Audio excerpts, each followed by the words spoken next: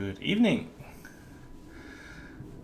It's been a little while. I guess this is more of a stream test for me because last time was a few weeks ago and my computer completely crashed and I had to restart it 4 times in the stream in about 2 hours. So yeah, we're just doing another test now, and so I'm not going to be playing any live games at the moment. It was a bit awkward last time. I was in the Elite Crazyhouse arena, and yeah, it was awkward when I had to restart the computer, try and log into another device and finish off the games, whereas my opponents would have been wondering if I was coming back to the board. I was probably lost 1 or 2 minutes in the games. I was doing pretty well in the other games where the computer didn't crash. But so we're not going to be playing any live games right now, but I wanted to do a video on, as you can probably see in the banner on the right hand side, my past battles that I've had with the amazing engine Stockfish 8 on level 8 on Lv8. So it plays many variants, including 3-check, atomic, what are the others, King of the Hill, and I'm really not sure how the best players go against in the other variants, because I don't actually play or take too seriously other variants apart from Bughouse and Crazyhouse. Just started playing a little bit of S chess or Sarah 1 chess, Kappa chess, what's it called? Capablanca chess. And there's mixtures of variants where you include the Crazyhouse and even 960 on top of that. They call it Kappa House and S House. So that's been a lot of fun. I'm just trying out some new variants which are similar to Crazyhouse in a way, with some extra pieces. But we're going to start with this little story from the year 2017, when I first started to play Crazyhouse a little bit more seriously. I used to play a long time ago, 15 or 20 years ago on Fix, but never took it too seriously until about 2 years ago.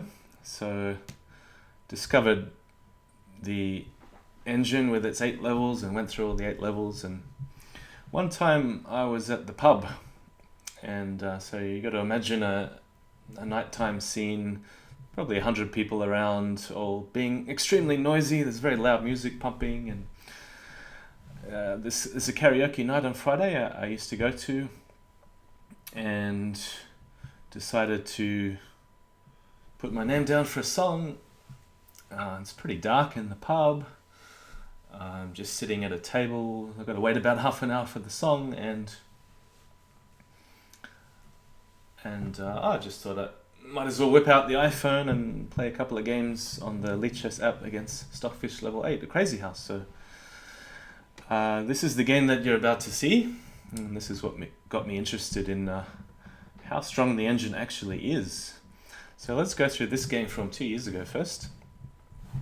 Just making sure it's all working.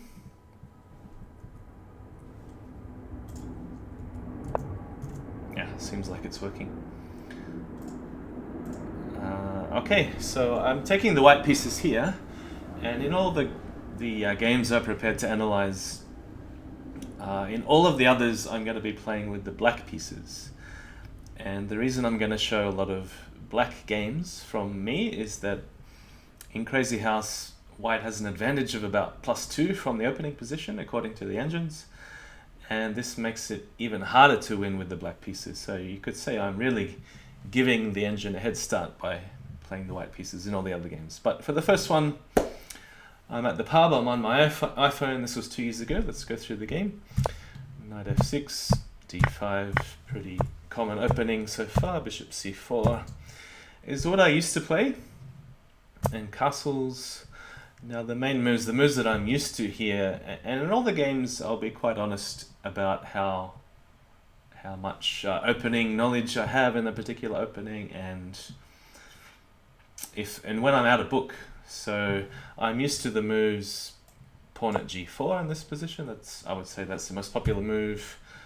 What else has been played? Knight f4 I think is not so good due to the immediate d4 and d5, and you're just trying to break open the diagonal and the d file as fast as possible. It's in white's favor. So already on move number 6, bishop e7, I'm not familiar with this move, even though it looks pretty standard. So I would say I'm out of book already on move 6. Rook e1. And when we look at the later games with the black pieces, it is very important to get off to a good opening in Crazyhouse, especially with the black pieces, because the computer is absolutely ruthless, and yeah, it will just totally destroy you if you make a little inaccuracy or two in the opening when it has the white pieces. So castles d3, fairly quiet opening. I mean, I have ideas of playing pawn at h6 next and doing the typical bishop takes h6 sack on g7. But it tries to attack first with knight takes c3 and knight at a4. Okay, so it's got a couple of threats of obviously taking here, but also there's pawn at b2 winning a piece. Now I could ignore that and go for pawn at h6, but I don't have a lot of pieces in hand, so might as well defend with bishop d2 to cover both the threats. And now he goes in for knight b2. When I say he, I mean it, but you know, I might get my pronouns mixed up today, since I don't think computers get too offended. Queen e2, and we have a very funny position which happens on the odd occasion in chess with triple pawns. I think in chess, was it Tony Miles who first coined the expression Irish pawns, tripled pawns, after a game he saw from an Irish player who managed to win using the fact that you do have some open files to work with, B and D, of course, in this instance, but the pawns can be quite useful covering a lot of squares, and they're only particularly weak in chess if you can target the pawns, for instance, with the rook on c8, and if you have a half-open file, do you call it a half-open file or a quarter-open file? Anyway, and just run the pawns down like a truck. But in Crazyhouse, of course, it's a whole different story because the pawn structure is much more fluid and you don't have to worry so much. It's more about gaining an initiative against the king, building up a quick attack, and I'm quite happy with the opening, even though the computer's giving an evaluation of -1, which is a bit better for black, it thinks. Bishop at g4 doesn't seem to threaten much, so rook d1. And intending to put the pawn on h6 and take back with the bishop, attacking the queen at the same time. He goes pawn at d6, pawn at h6, take... no, sorry, he didn't take, he goes g6. Now here, after the move at g6, black is playing very passively, which is unusual for the computer. So I'm not sure whether you can see it clearly on the screen. Down the bottom in maybe smaller text is the computer evaluation of the game and my name Mugwort and Stockfish level 8. So all of these games are against Stockfish level 8 and Crazyhouse. So with the move g6, virtually all trades are going to be good for white. So I want to try to open up the game as fast as possible. So h3, trying to provoke trades, take. And I would really want a pawn for g7. Pawn is the best piece apart from a queen if I don't manage to hunt down a queen. Knight at e8, very surprising. I thought he'd try something more active like knight at e5 perhaps. I guess it's only a one move threat, but it does cover the critical square on g7. So bishop f4, just opening up all the files, opening up the rooks, and intending to even concede some material just to trade off pieces. I was very happy to see the move a5. And remember, this is playing on a pub in my little iPhone, trying not to make any finger slips, of course, which is very easy to do in a noisy environment when you're playing a 5-minute game. So this is 5-0. All the others are either going to be 5-0 or 5+5 that we look at in this stream. So instead of retreating the bishop, I'm just going to go for it and give him a few pieces for the queen. I'm really trying to hunt down the queen, of course, and open up the d file. So take, rook at e1 check, bishop blocks, bishop takes rook. Since the next few moves are fairly forced, I'll go through those quickly. Pawn at g7, and obviously threatening queen drop on h8, so he has to take it. Take. And we get a position that's a bit hard to evaluate. I think if you count up all the material, black is a fair bit ahead. He has 2 rooks for a queen, he's got an extra pawn. No, I have 5 minor pieces, but he is threatening stuff like pawn at e2, rook at c1, with a very fast attack on f1 about to happen. And as you can see, because I don't have any pawns or bishops in hand, I can't quickly build an attack on h6 and g5. So the squares circled are going to be the critical squares in this game, and I really need pawns and bishops. So otherwise I have to be very creative, which I try to do with the move knight at d5. So the idea here is to set up a queen sack on f6, queen drop on f6, bishop takes, queen takes. He can't go back this way because either knight at e7 or h6 is checkmate. And if he runs out, of course, he's not going to survive very long. Bishop at g5, knight at g3. I have so many knights in hand. That'll be a quick mate. So he has to cover the square f6. It did so via rook at f5. Hello Slayer, rook at 83. Why didn't you just mate by bringing your queen early to g7? So let's see. Do you mean in this position? There might be a little bit of a delay, 20 seconds or so. But if you mean this position, the knight's covering g7, so I have to get rid of the knight first. So that's why pawn at g7. Take. So there was no direct mate on g7. Knight at d5. Rook at f5. It looks like he's repelling my attack and I have to move the queen somewhere. Then he's got pawn at e2 coming. But again, try to get creative, gaining access to h6 via knight at g4. But he just blocks that off with bishop at g5. So without a pawn or bishop in hand, it's very hard to make progress because I need to deflect some of these pieces here or eliminate them. So 2 knights and a queen, it doesn't look like there's a lot that I can do, but knight takes c7. So getting a pawn in hand is very important, but also I have a sneaky threat to get in the back door with knight at e8. So he has to either guard the square e8, and if he takes this way, there's going to be a problem after I eliminate the second defender. So for example, bishop takes queen, pawn at h6, bishop takes, queen at f6, and knight takes h6 checkmate. So just coming back to this position, the computer instead decided to defend e8 with taking a bishop on f1, take there. Notice he doesn't have a knight in hand yet for d2.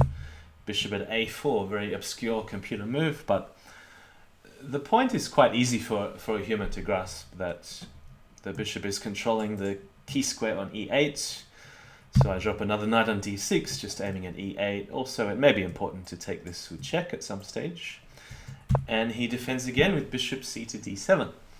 So 4 bishops on the board defending both the light squares and the dark squares here.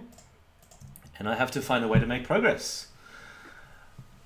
So I decided here's the moment to try and cash in and just break through with pawn h6. So deflecting the bishop away from f6. I'm then going to take the check. Has to take back. And knight takes h6. So getting rid of as many dark square defenders as I can. Now threatening knight takes f5 check and dropping pawn. Don't have a pawn but a bishop on h6 or just knight at h5. So he goes for check. Now that looks strong, but I can avoid losing a queen with check with king e2. And he just can't make it happen, so it's clearly winning for white now after king takes knight. Computer is calling a mate in 7. Let's see if I found it. Now again, this happened 2 years ago, so I don't exactly remember the game move by move. I just remember it was an exciting finish with a rook sack, a queen sack. So now I have avenues to drop more pieces. Knight on g3, queen on h5. He's dead if he goes either way. King f6, queen takes bishop check. He went to g7, but there's an easy mate with knight h5, bishop drop, and rook drop in the corner. So that's how the game actually finished.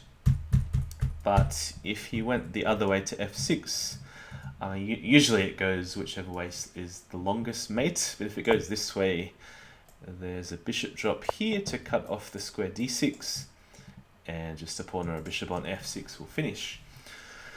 So I was very happy to win this, considering the conditions of playing on an iPhone 2 years ago in a noisy crowded pub, while waiting in line to do karaoke, trying to sing along with the music at the same time. So I was very relaxed, like not stressful at all. It's obviously an unrated game against the computer. There's nothing to lose, and as you can see there, I could just throw the pieces around and have some fun. It was a very fun game to watch and play. So the next game I decided, okay, I've beaten it with the white pieces, and I did win a couple of other games as well. So the next challenge is to defeat the computer with the black pieces, which, as I said earlier on, it is much more difficult to defeat the computer with the black pieces, because already you're at a -2 disadvantage, or looking from black's perspective, but from white it's already +2 from the opening. And if the computer had an openings book, I'm just jumping to the second game. If the computer had an openings book, then I would say it's even more than +2. Like if it utilized all the resources that it had, like for example, you could imagine, a world champion versus a computer in chess. The computer would just pile up as many databases and resources and endgame tables and whatever that it possibly could. So yeah, it'd be a lot more difficult to beat. And I don't know anything about the programming of the engine, even on the hardest level, but it doesn't appear like it's playing with any kind of openings book at all. It's just making up the moves as it goes. And as you'll see throughout the games, there are patterns in its openings, which we'll look at with the upgraded Stockfish this year. But again, this game is from 2 years ago, so it does seem to be significantly weaker than it is now. So let's go through this game. This is the first time I ever beat it with the black pieces. We have e4, e5, which we're going to see a lot of. And all the games, I'm going to be taking it on with the black pieces to give myself an extra disadvantage, you could say. Bishop b5, fairly uncommon in Crazyhouse. What could you say? It's a positional approach to Crazyhouse, like it is in chess. Unusual because the bishop doesn't really pose a threat to the king. I guess in some cases you have to worry about losing a pawn on e5, but usually you get some counterplay, so bishop c5 is the most, I guess, principled move, most active move in Crazyhouse. Castles, knight f6, d6, bishop g4, knight d2, castles, take, knight back on d5. Now, of course, the knight is attacking the queen and the pawn on c7 at the same time. However, if I do go back to d8 to defend everything, because this is Crazyhouse, he can simply initiate some trades, stick a knight on e7, take the pawn after the check on c6, and the queen's hit again. I didn't like the look of that much, so I just decided to play queen h6 and give him a pawn on c7 after the check. Sorry, he took the pawn on c6 instead. Probably with the intention, I thought at the time, to drop on b7 or e7. But in the meantime, he does have to watch out for these bishops now firing like a drill straight at his queen. And the idea is to weaken the king-side structure and try to make him take with a pawn. It's not going to be that easy because the knight on f3 is quite well defended at the moment. G'day Lepa. Thank you. So far, so good. I hope it's working because, as I said in the introduction, my last stream, the whole computer crashed 4 times within the space of about 2 hours. And I was actually playing a tournament at the time, trying to promote the elite Crazyhouse chess, so which happens on Sunday morning, 5 AM Sydney time, which is, I think, Saturday night at, what would it be, 7 PM GMT? Something like that. Anyway, back to the game. So the computer's taken a pawn seemingly for free, but pawn at b7, save the rook, might as well. And now 2 pawns for free, with attack, with threats to promote, and drop more pawns on eventually. But here comes the counter-attack. Bishop takes knight again. And the idea of drawing the queen out on f3 is so you want to use those minor pieces in hand to quickly attack and build up a lot of forces around the king's side and try to make the queen either clear out of the way or hover around the king's side so you can just drop more and more pieces. So here the computer's calling for queen d7. Maybe this is better. It's hard to tell, but you can see it can't just hover around the king's side here because there's a knight at e2 check coming, or there's a knight at f3 check winning the queen, like this, dropping the knight in hand. So the computer tries queen f5, but then queen g6 I thought was a good idea at the time. Computer's calling it a blunder, but that remains to be seen. Sometimes I don't always agree with the computer when it calls a blunder. It does make a lot of sense to try to trade queens and to threaten knight at h3 with the smothered mate themes of dropping a queen on g1. Bishop's also very useful, pointing at the king. So trades, f takes, opening up more pressure on f2, and now it steps out of the way with king h1. So you can see that my king on h8, it actually takes quite a few moves for the computer to build up an attack, and tempo is very important in Crazyhouse, even more so than chess. So the idea is that your attack has to be a certain number of moves faster than your opponent. Even if it's only 1 move faster, that means your attack breaks through first. Now I would really like a pawn or bishop for f3. I thought about moving the bishop to f3, but I wasn't sure after pawn takes if I had a good follow-up. So turns out rook takes f2 is a very strong attack. So after the trade here, bishop takes f2. Now this game made me realize that the computer's depth, this is 2 years ago, remember, I've said this a few times, it must have been set to fairly low, even though it's on level 8, because its next move, pawn at f6, is just allowing a mate in 5, and because he's attacking on g7, I'm not going to play a totally weak move like queen at f8. I mean, it just looks so horribly passive. You can just drop bishop on e7, for instance, and I'm losing my attack if I have to waste my resources in defense, although queen at f8 is possible. The computer is really forcing me to find the mate by looking at the checks. So looking at the forcing moves first, knight at g3 check, rook at h2, bishop takes g3. He can't take because of queen at f4, and if he runs, the game ends with 2 pawn dropping on f2 and e2. So quite a simple finish in the end, but it made me realize that the computer isn't really that strong. I mean, obviously it can find mate in 1, 2, 3, 4, 5 and so on, but surely if you come back 5 moves, then it can find a better defense, or that's not really a defensive move, is it? Pawn at f6, you don't call that a defense, but surely a defense exists. For example, could we find a way to cover the square g3? That would be a good start without losing too much material. Maybe it's not that easy after all. I mean, where do you drop a bishop to cover g3?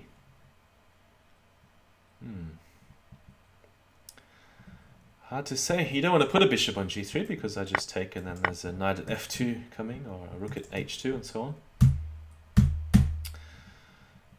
Maybe it's not that easy after all. I mean, I can't even see any good rook drops to cover g3. Anyone in the chat find a way to cover the square g3 or h2? I don't know, maybe it has to do something like bishop at g1. Take and then cover the squares perhaps with bishop at e1. I don't know. I mean, surely it looks like black is just winning a number of ways. Maybe bishop at e3, f3, just trying to attack the light squares now. Anyway, we're going to move on to the next game. So from this point on, this was 2 years ago, I hadn't had any serious battles with the engine for another 2 years. And then the machine seemed to have regrouped and sent an upgraded version back for a challenge. So we're going to move on to the next game. So skipping 2 years, and this game only happened 2 months ago. So from about June or July onwards, I've had many battles with the computer. So again, they're all Stockfish level 8 Crazyhouse. All these games are going to be playing with the black pieces. And the first 4 games that we're going to see here are all me trying e4, e5 with bishop c5. And the reason I think this is successful against the computer, revealing some secrets here, but if you play it a few times with black and you try this opening, you'll notice that probably 90% of the time it will either play the move c3, either on move 4, which of course is very common in chess, but not known to be so good in Crazyhouse, and you'll see why during the games. It will either do this before castling or after castling, or it will throw in c3, then castles, then d4, or some mixture of that move order. And it took me quite a long time to figure out that the appropriate responses are different with each of the subtle variations in move orders. So by the way, this game was after a little bit of training to figure out its openings, and this is the only game I'm going to show in the stream where it's also linked to my profile, where I was playing on an empty board. So of course I'm not going to simulate that now because it doesn't make a lot of sense if you can't see the pieces. But yeah, I have no side of the board or the pieces, or rather I'm just playing on an empty board during this game. So the opening was very well known to me: c3, knight f6, d4. So far same in chess. Take, often it will castle here, but c takes d4, same as in chess, but here we vary, and it took me a long time to figure out that bishop b4 check, although it may be a good move in chess, not so good in Crazyhouse because of pawn at c3. Bishop takes d4 is possible, and you can see from the openings book here it's been played many hundreds or thousands of times. And the tactical point is that after take, he can't recapture here because of knight at c2, winning the queen. But I think after knight takes c2, maybe he can play bishop at b3, or maybe castles. There's, or maybe he'll leave that there and just castle, something like this. But the bishop's kind of dangling here. I don't feel safe castling because of pawn at h6. It turns out that white's king is much safer, and the bishop pointing at f7 is always going to be a bit annoying because of knight g5. The bishop's kind of hanging here. If I ever take, there's potential to take here and rook e1. It ends up being a total mess, but a much better move in this position is actually to play d5 straight away. Because in many positions, let's see if I can figure out who that was. Oh no, I can't. Alert follower up. No, sorry, I just missed it. Just got to put the alert follower. That was somebody following. Thank you for the follow, but I just didn't quite see who it was. Maybe you can say hello in the chat. So the reason why d5 is a better move here, because in many positions in this opening, after castles, you want to hit him with an immediate pawn at h3, and that, of course, allows a weakness to exploit on the king side. So after d5, it will usually take on d5 and not go for the bishop. If it does go for the bishop, these trades black is quite comfortable with, and I think here you can probably knight takes is usually safer. So the idea is that there's a lot of light square weaknesses in white's position. You can put a pawn on straight on e2 to try and stop castling if he doesn't immediately. And if you try something like pawn at d6, you can probably take once and put a bishop on b4, and yeah, you get the pawn back. And maybe castling was okay too. So the queen trade is okay for black. Usually the computer will play e takes d5. You respond with knight takes d4, so he can't take all your minor pieces. And of course, he can go knight takes. Now most people, as you can see from the openings book, will respond immediately with bishop takes. I had a few games like this where I'm pretty sure he just castled, and it was a bit hard to attack him because he's getting in with pawn at e6, and again, the game's a total mess. But with the games I had, it was quite hard to find any sort of advantage for black. So I found that a more accurate move order is to play pawn at h3, so leaving the piece hanging, but it means he's going to have permanent weaknesses with his king. If you can see the openings book here, you can see that I've played this against a human player as well, with this exact move order, pawn at h3. And if he ever tries to save the knight, I don't know, let's say knight at b3, I can always start with h takes g2, rook g1. And what would I do from here? I got many ideas. Maybe bishop g4, trading here, sticking a pawn on e4, sticking a pawn on e5, trying to get rid of the knight. So there's many possible avenues of attack, whereas it's really useful. You can see the early d5, his bishop is blocked out from sacking on f7, and trades generally favor black in this sort of position. The computer will usually play for an immediate attack with pawn at e6, and here, yeah, the play just gets totally wild and extremely tactical if it wasn't already. So castling is a typical response against pawn at e6, but when you're allowing pawn at h6, it's not the sort of thing you really want to do. So you also don't usually allow a check on f7 because that draws the king out.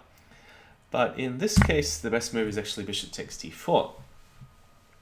Now, don't worry about whether the computer calls it a blunder or whatever. I don't really care so much about that. He responds with knight at f5.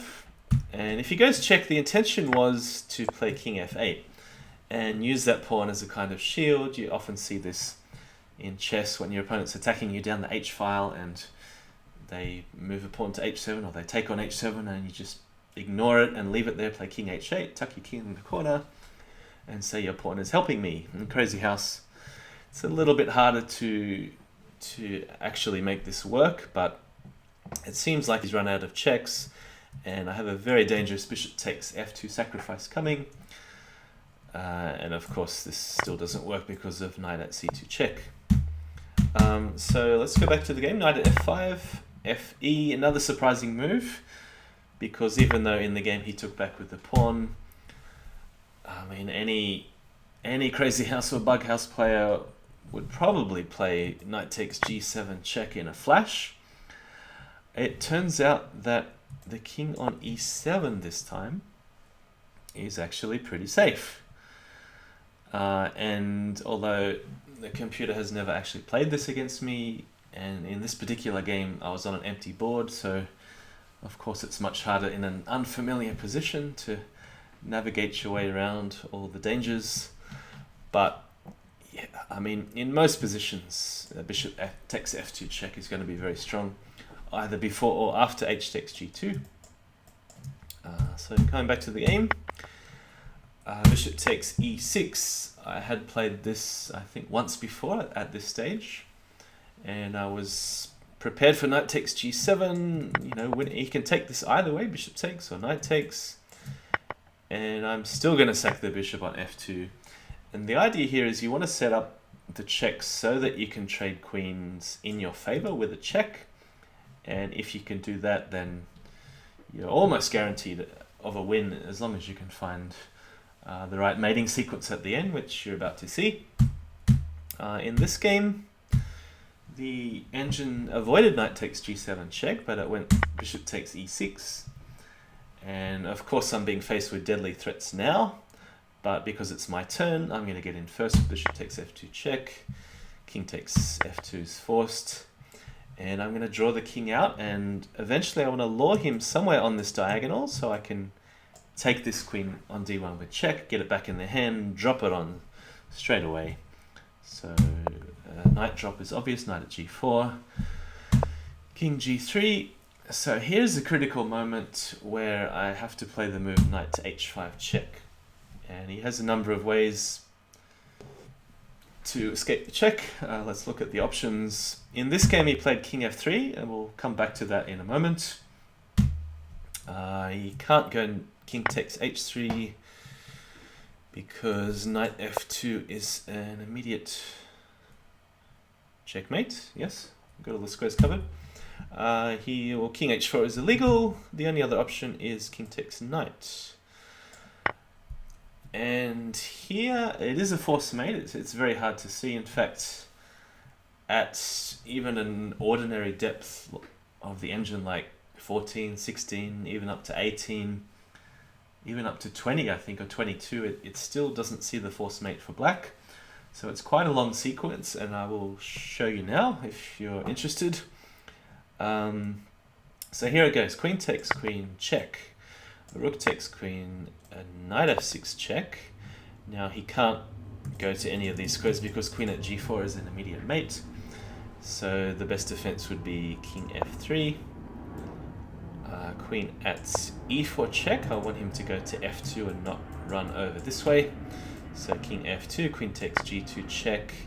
Now he can't go to e1 because there's going to be a pawn f2 check, and then I can make another queen with check and then take the blocker on e2. So king e3 would be forced. And here the move is not the most obvious, queen e4 check. Not because it's going to be a draw, but because of king d2, and it looks like eventually I'm going to run out of checks. I don't want to play, for instance, rook d8 because he's going to start checking with pawn at d7. So, the move, any guesses? And by the way, this didn't happen in this game, but I had played this before in a previous game. So I did already know this sequence, but the other one with king f3 I had to work out on an empty board. So the winning move, in fact, is pawn at f4 check. If he goes this way or this way, there's a very long sequence that goes queen e4 check, and then pawn at b4, and then as soon as he steps here, you can take this with check, and then anyway, I don't want to go into all that because there's so many options how to block and where to block, and if he runs or blocks and so on. But let's look at the main option, which is king takes pawn, queen e4, king g3. It looks like we're just going to go around in circles, and I'm going to run out of pawns in the end because I've got 4 left. And I think that's not a draw in Crazyhouse. Correct me if anyone knows and I'm mistaken, but I think it's not a draw if the pieces in hand do change. It's not a draw by repetition if I keep losing pawns and then I have nothing left and then he gets away. But the winning move here is pawn at f4 check. And the main idea is that if he takes with the bishop, that's blocking his retreat square back to f4. And there's a very simple just like mate with queen g4. And otherwise, he's going to have to run to, well, h4 or take on h3. And I have just enough pawns in hand to make this work. So pawn at g4, king h4, pawn at g5, king takes. It's all forced, pawn at h6. If he runs back, then g5 is mate. And there is another option to sack the knight. Pawn takes, king takes. There's an easy mate. And he can also take the knight on f6. And it's lucky that I just took a knight, because I can now cover all the necessary squares with that exact piece. Knight at h5 is checkmate. So, being very, very resourceful with the material. I have nothing left, but yeah, I had another game that ended like this. So, all those moves ago, he had the option to play king f3, and that's what he did in the game that I'm currently demonstrating. So, of course, the next move is going to be the same. Queen takes, rook takes, and queen at f2 check, king e4. Now, I had to find the mate in 7 on an empty board. Obviously not easy, because you have to navigate around all of these lines. So the d-file, the diagonals, also the knights covering all the squares here. So whatever you do, you have to avoid all of these squares with your mating sequence. And just to show the other option, it was king takes knight, knight f6 check, and yeah, it's going to be a mate with either pawn at g4 or pawn at h6 coming soon. Or perhaps knight e4 is faster. King here, pawn check and h5, and pawn at g4, just to cover all the options. Right, so I think, we can even look at the move times. I'm not sure whether you can see this on the stream. But the next move I spent 74 seconds deciding which knight to move and where. I mean, obviously it's going to be to f6, but trying to work out which knight would be the most useful to keep in its position for further use later on.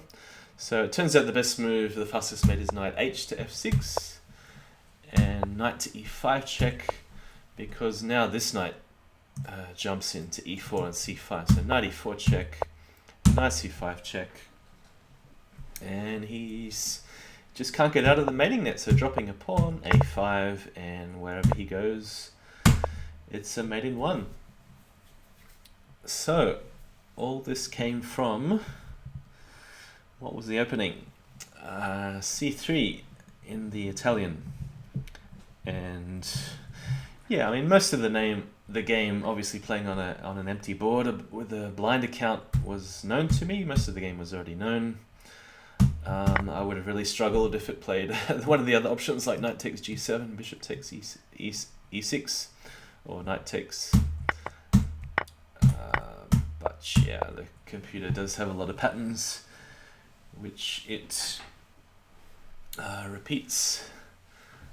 So anyway, I was happy not to spoil that with finding the mate in 9, starting at queen takes d1 check. The next game, we're going to go to the next one, because the opening is very similar, but I'm going to show some subtle variations. So I was talking before about what happens when it avoids d4, and this is a totally different kind of position. So it's letting you take on e4. It's probably not very good in chess. I don't know much about the theory that doesn't involve playing d4. But he goes d4 now. And again, it took me a while to realize that the most obvious move, e takes d4, in fact is not the best move. And the best move again is to play d5 and to go for an early queen trait. So this time the computer accepts. And we got all these funny pawns lined up on the c-file. Queen takes, knight takes, and rook e1. So the first few times I had this position, I played, after the analysis, I found the computer's best choice was bishop at d3. So we had a few games that went like this, but I could never beat the engine in this line. I think it just took on e5 and was trying to argue that it's always got a defense against pawn at e2. I really can't remember how the games went. You can probably just get away with taking the bishop and defending, or maybe it's going to attack with queen at e5. Anyway, that's another. So it's queen at a5. So. And then if I defend, he's got bishop at b5. So just using the geometry of this little triangle. So I can never beat the engine after bishop at d3. So I was looking at alternatives because I don't like to give up on lines so easily. It's really hard to even find a... I mean, if you get back to an equal position with black in Crazyhouse, that's exceptional. You've done really, really well out of the opening if you can just get back to an equal position. And then even if you get that, you still have to outplay the engine from an equal position, which is very, very difficult. But I found that the engine has most trouble if you can get in this move pawn at h3 early on in the game. So I tried pawn at h3, even though it looks like it's just hanging the knight here on e4. So in this game, it played this very obscure move, bishop g5, which we'll look at in a second.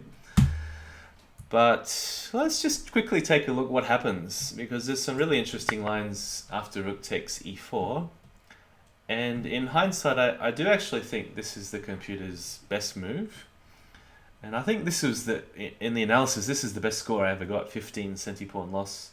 One blunder, but I don't take that too seriously. The line is h takes g2, rook takes e5 check. And there are many ways to block, obviously. I can drop a pawn and a bishop, I can move a knight or a bishop. But I think knight e6 is the most accurate move. And you have to be really careful after bishop at a4 check. I mean, it looks like it's just some random check that you can easily block with bishop at c6. But bishop at c6, I discovered after the computer annihilated me, actually loses. And I'll demonstrate because it's quite a fascinating sequence. It actually looks like the safest move that you can play. But it actually loses to bishop takes c6, b takes, rook takes e6. I mean, it looks like all the squares are covered, but because he has two knights, knight at d6 check actually works. So for example, c takes, knight at c7, and there's just nowhere good to go with the king. I mean, there's 1, 2, 3, 4 legal moves, but they all lose. Just to give an example, let's try king f8. Pawn at e7 check. It has to be taken because otherwise queen at f8, he's going to get the rook back and checkmate on e8. And yeah, I mean, c takes d6. If I allow this, it's just totally game over. So for example, what about king d7? Because ordinarily in Crazyhouse this move would be safe. The only possible check he has is knight e5. Doesn't that throw away a piece? Well, yes, but he has a follow-up, queen at d6, king c8, pawn at b7, bishop at a6, and queen c7 to follow after I block.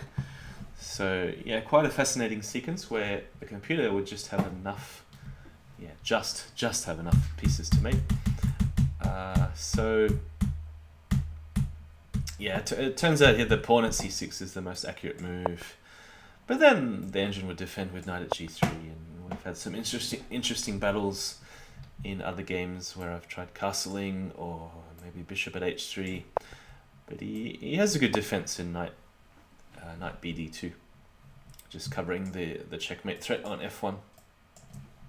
So back to this game. So this game, bishop g5, that is a really strange move, very hard to explain.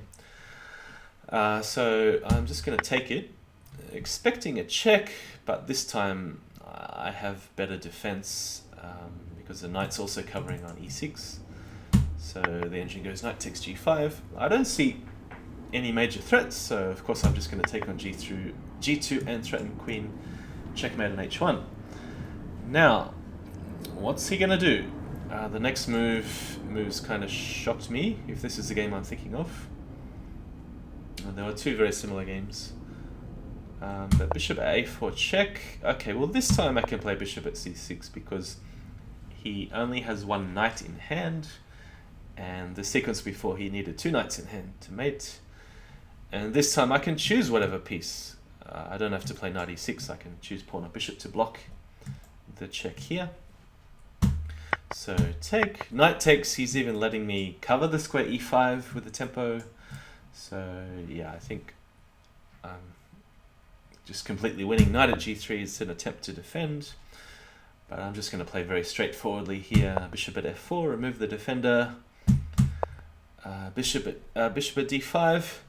So I thought, yeah, I mean, maybe he's got something. I could probably get away with bishop takes g3 and just allow this, because I don't see any follow-up, but the computer sometimes just makes me fall off my chair with its outrageous combinations, especially with the revamped version of Stockfish, which happened after the first games I showed today. It seems to look a little bit deeper, and finds, sometimes it calls mate in 7, 8, 9, 10, and so on. But the move I played in this game was just bishop takes g5. I mean, why not? It's offering me so much material. So safe move, bishop takes g2. Probably going to get a longer game, but because of this diagonal, I still have a totally overwhelming advantage, because I can always just put pawns and bishops on. Bishop at h3, for instance. He's avoiding, but knight at h4. See, everything's coming with tempo. He's always having to defend. Queen at h5. But after pawn at g6, he's self-trapped his own queen. It doesn't have any squares. It can't take here because of mate in 2. Just going to turn off the headphones. Yes, so it sacks the queen on the knight. It still has no counterattack. I don't know if I have any immediate threats, but the thing is, when your own king is safe and you're up on material and you have little holes to exploit like g2, you don't even need any immediate attacks. I can castle, I can pretty much do whatever I want. So knight at e3, it's an attempt to cover some squares, but I'm already got a decisive advantage here. So take, knight at g4 is an attempt to try to deflect one of these two pieces here, or exchange. Take, bishop at h1, queen at d3. The idea here is at some stage I want to sacrifice for the knight on e3, and there'll be some mate with bishop at f2 if he takes this way, and knight at d3. Anyway, you'll see in the game, knight at d5. So I'm always happy in Crazyhouse when I have an opportunity to castle queenside, because the rooks are connected. There's no easy way to get into my king. He's only got a pawn in hand. Most of these pieces, you can see, are quite useless. Pawn at e7, doesn't matter, I can just ignore that. But sack on the knight, bishop takes, and queen takes knight. Okay, with a rook in hand, this check can be blocked. This check can be blocked here. This check is nothing, so it decided to take, but now it's calling mate in 6. Let's see if I found the fastest mate in the actual game. Bishop at f2 check.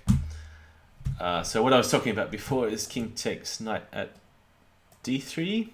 Noticing the bishop still has control of the light squares. So I'm switching the point of attack to f2. Queen at f2, and you would think there'd be a fast mate here. Let's see. Bishop f3 leads to mate in a couple. I'm sure queen takes rook also leads to mate in a couple. Knight f2, and yeah, just rook at no easy mate.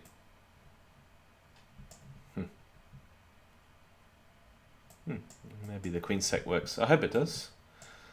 Otherwise I'll be looking like a goose. Yeah, just rook at h1. Alright, but that was a bit slower. Anyway, I'm sure there must have been a faster way to do it. the engine played King H1, and because it's starting to build up a bit of a bank in hand, rook and queen, I thought I had to do everything with check, so queen at f3. It can't block because of bishop takes g2, so take, and yeah, I mean, surely I have enough minor pieces to hunt it down. It's certainly not going anywhere with all the squares controlled here. Yeah, this one too, these ones. Yeah, so it's made into knight at f5 and mate with a pawn. Alright, so this game again happened about 2 months ago, and let me just see. The next game, again, an e4, e5 with bishop c5 and c3. So we're going to go through this a bit faster because most of the game is repeated, but this time after pawn at h3 it tries to defend with bishop f1, and this game will very clearly and obviously demonstrate that bishop f1 just does not work when your opponent can exchange pawns and just put a pawn back on h3. So take, pawn at h3. Like anyone can just play these moves in their sleep. Rook takes knight, pawn takes g2. Okay, this time we have a funny computer move, queen at e7 check. Not sure what to say about this one, but I guess it realized that rook takes e5 check doesn't go anywhere. There's probably many moves I can do, but bishop at e6 is looking like the safest move.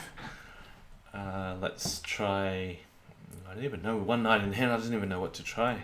Rook takes, bishop a4 check. Yeah, it's just totally busted. Has to resort to knight at g3 again, but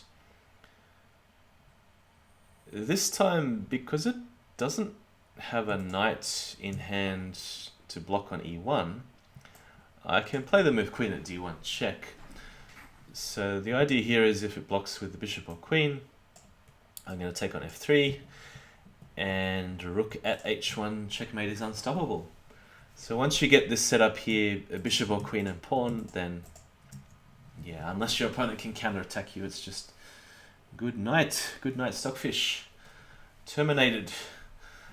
So back to the actual game, it did this really funny queen sacrifice dropping on e7. Yeah, it made me burst out laughing at the time. What does it have? A check, king e8, knight c7 check, okay, whatever, doesn't bother me. King f8, pawn e7 check, rook check, block with the bishop check, f6. So it's even helping me clear the path to f7 for extra safety, but yeah, I mean, even d7 was safe enough. Take, knight d5, it's just throwing away all its pieces. I had a funny comment from another streamer, Jal Carlander, who plays mainly Bughouse, I think, but he enjoys all variants. He said, in this position, the computer's throwing its toys out of the pram and having a tantrum. So just throwing away all its pieces. Pawn e6, okay, whatever, bishop at h5. Okay, so finally a non-check move, but I may not have a mate. I think the fastest mate is dropping a queen in the corner and then trapping it with a pawn on g2. I didn't see that at the time. I just took the free bishop because I was laughing too hard at its moves, throwing away more pieces, and I finally found queen in the corner. Bishop check, queen f1, and mate on g2. So a very easy game. I mean, once you know the holes in its opening repertoire, you can exploit these and try to find the point where it will come up with a new move which you haven't seen before. But by the time you've got a pawn on g2, usually your advantage is so massive that you can even blunder once or twice and it doesn't matter anymore. And when it starts throwing away all its pieces, you know that it's either got mate in 7 or it's just being a computer and, what could you say, a spoil sport, trying to delay mate as long as possible. So I've got one more game with bishop c5. Again, I played about 1 month ago. So this time a slight variation with castle's kingside. Now, the first player to do this against me was actually Grandmaster Figlude, and I have a video you can look up on YouTube. It came from the Lv8 Crazyhouse World Championship in 2018. I actually lost the match 4-6, but I think this was game number 2, and I won this very convincingly. The key move here is pawn at h3. Very hard to see or understand if you haven't seen this before, because I guess most players would either try and win an extra pawn with d takes c3 or knight takes c4, or maybe throw in d5 or castles, but this move means if he takes on h3 and you go knight takes e4, then the move d5 comes with a double attack with bishop takes h3 being threatened as well, and this is extremely useful. So for instance, rook e1, d5, everything is protected. You've got bishop takes coming, you've got moves like pawn at e3 coming, ideas of taking here and bishop f2. So there's a lot of avenues of attack possible. So back to this game, the engine took on d4, d5 straight away, I think is the move again. So it's helped me remember the move orders by just saying, well, if my bishop is on pre on c5, then I'll offer a queen trade, because in most situations it is the correct play to offer a queen trade, because here, obviously, with the weakness on g2, queen trade must favor black. So you can use those sort of general principles even if you don't remember the exact move order. And as I keep saying, there's a lot of subtle variations, so it is very hard to remember the exact move orders, but you can use some general principles to help guide you. Where are we up to? E takes d5, and I'll normally answer knight takes d4 just to save the knight on c6. Now my main threat would be either pawn at c2 or just h takes g2 and then trading as many pieces as possible. So take on g2, allowing a check because I can drop a pawn straight back on e4. Now here I'm anticipating getting a knight in hand, because of course if I can trade here and stick it back on f3, that just looks totally crushing for black. So he's going to try to prevent this. One move is knight b3. I'm not sure if there's any other reasonable ways he can prevent the trade and knight at f3 check. I think pawn at e2 is just too passive, and there's no point putting your rook on e1 if you're going to bury it like this. See, one trap I don't want to fall into is trying to win a heavy piece like this for h1 or f1, because then it's a typical theme that he can win the knight with a check like this. So anyway, I don't have to be in such a hurry if he's going to block off. Just trying to go back to the game. Yeah, so check, pawn at e4, knight b3, sack on f2 with check, king takes f2, castles. Okay, so castles is quite good timing, because with 2 pawns in hand, and you can see I've sacked 2 pieces for 2 pawns, but he has so many holes around his king, and he's never really going to find safety. It's going to take him a lot of moves to bring his king back to safety and get rid of this pawn on g2 at the same time, without allowing, of course, more build-ups on the light squares like bishop g4, bishop f3. So it's a good time to castle, because I'm just asking the engine how he's going to respond. And well, the move it came up was pawn at f3. I'm really not sure what the best... I have no idea what the best move is. I guess it's got to try to counterattack at some point with pawn at h6, or maybe bishop at g5. because at least I can't drop the pawns with check, but knight g4 check is coming. I mean, that's the reasoning behind pawn f3, to try and slow down knight g4 check, but I'm just taking here anyway.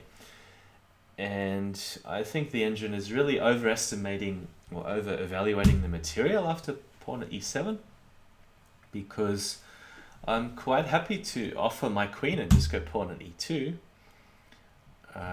So because I can take the queen, get it back in hand, promote to a knight with check, I'm just going to have way too much material, so it decides to take the rook with check, queen takes f8, sack on e2.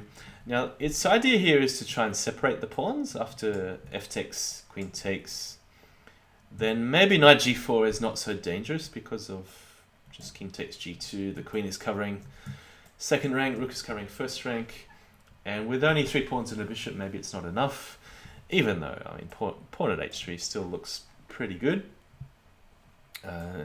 Maybe it can get away with king g3 or something, not entirely sure. But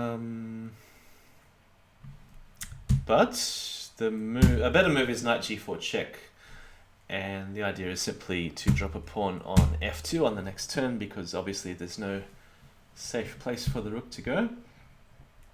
So I'm going to win with rook. I win a rook with check on the next turn.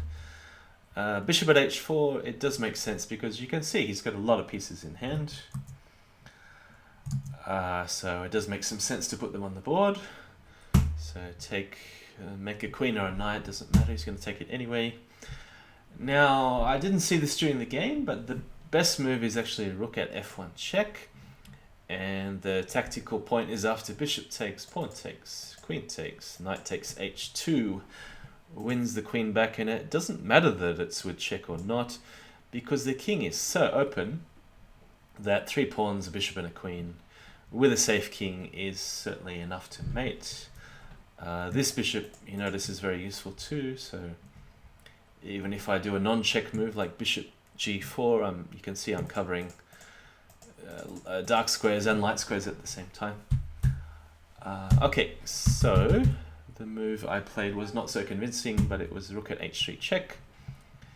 The idea was to try and make him block with a move like pawn at g3, and then I can go in with the pawn on f2 and block this diagonal here. Thought it was quite clever, but he will take on g2.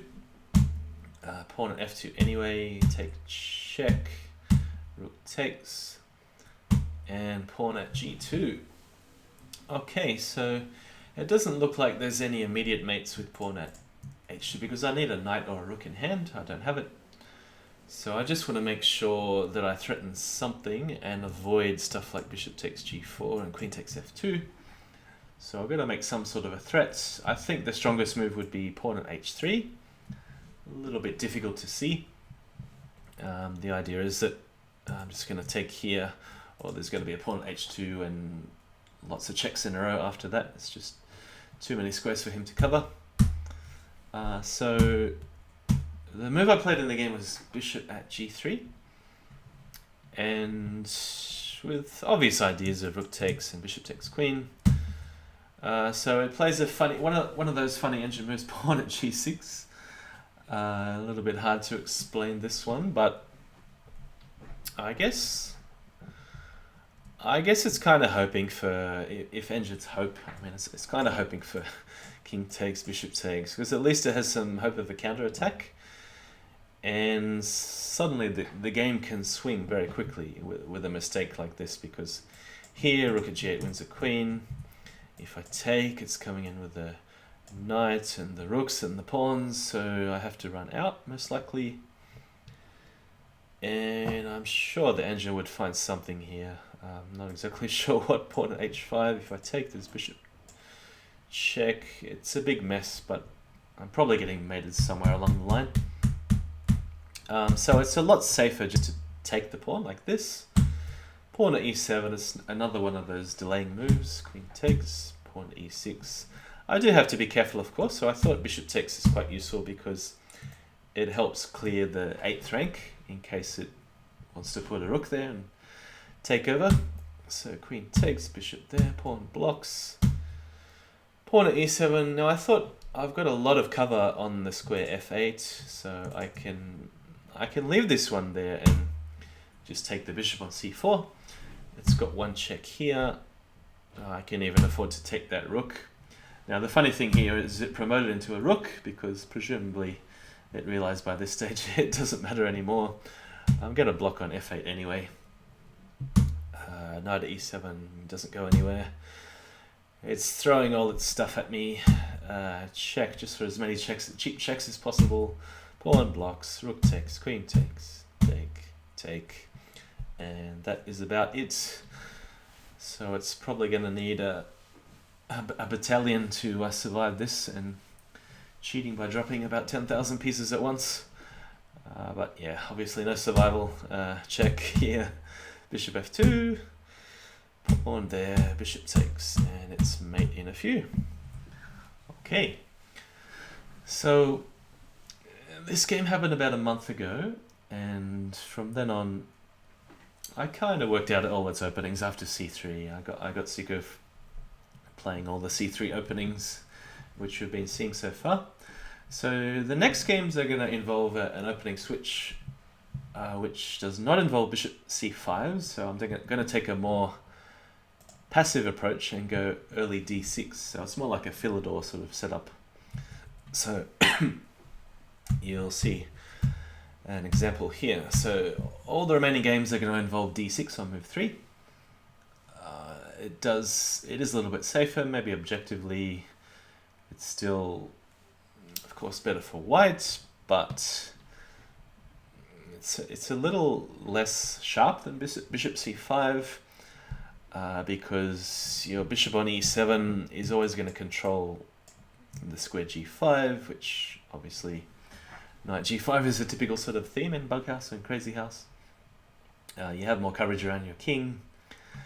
So it's a matter of whether he's going to try and open up the game with d4 and when to do this. So it makes a big difference. Again, there's a lot of subtle variations. He can do this immediately, which is one line. He can do this after knight c3, bishop e7, and then d4. He can do this after castles, bishop e7, then d4. It can do this after both knight c3 and castles, and then d4. Or of course, it can simply play d3 and avoid all the trades. And they're all completely different. Your approach has to be different, but there are some similar themes, which I'll demonstrate. So the first one, it castles. Okay, so bishop e7, d4, take. I don't think there's any better moves than knight takes d4, because otherwise you're going to run into serious problems with pawn dropping on e6. Yeah, I mean, black can play pawn e6 and play like a shell defensive formation like this, but it's just way too passive. I mean, when you get to a sort of normal position where you don't have any attack against the engine, chances are, with black especially, you're just not going to outplay it at all. And yeah, the white king is already very safe. White's got more space. White's got extra development.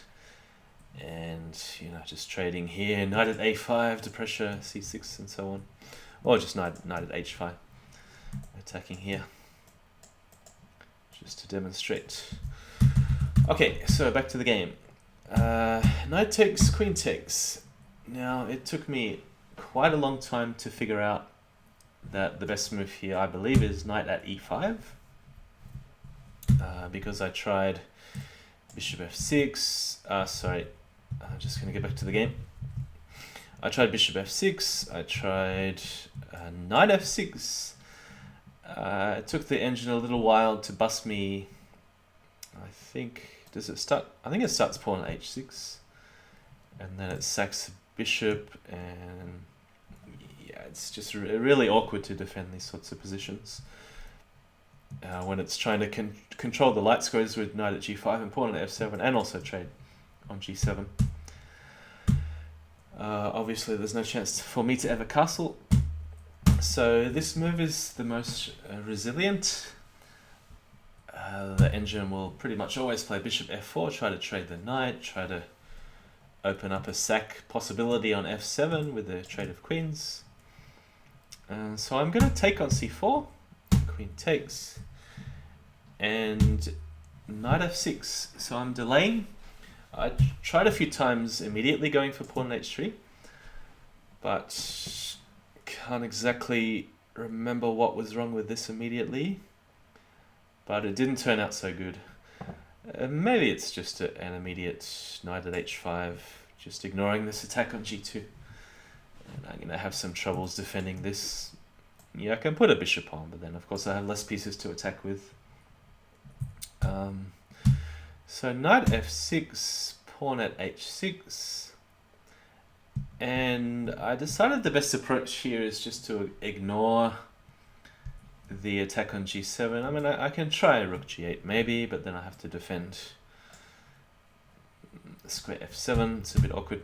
So I'm going to ignore the attack and go for a counter-attack immediately. So because I always find that the engine just doesn't handle this pawn h3 move that well. Not so much immediately, but in the long term. You always have long-term attacking chances as long as you can trade enough pieces off. So knight at g5, I was a little bit surprised. I don't think this is the best move. I think yeah, probably just taking and dropping the pawn back on g2, or at some point taking here when I can't immediately check on the g file. But knight at g5, I didn't think this was the best move because of bishop at e6. So I'm defending the threat with tempo, taking on g7, rook g8 of course, and it's blocked out its own attacking chances on f7. I'm quite happy about this. I'm just going to ignore it and go pawn takes g2. So we're both just bashing away at each other. D takes e6, take the rook with check, queen comes back. Alright, you can see the knight and the queen, how they cover all the key light squares. And in the meantime, of course, I have to get rid of the threat on f7. So bishop takes pawn. Is he going to trade the bishop? He doesn't in this game, and I was half expecting knight takes bishop. Or does it allow some pawn at f3? Can I sack the queen and then go pawn at e2 or pawn at g2? Very hard to calculate all this. Maybe I can, maybe I can't. King takes. Hard to say.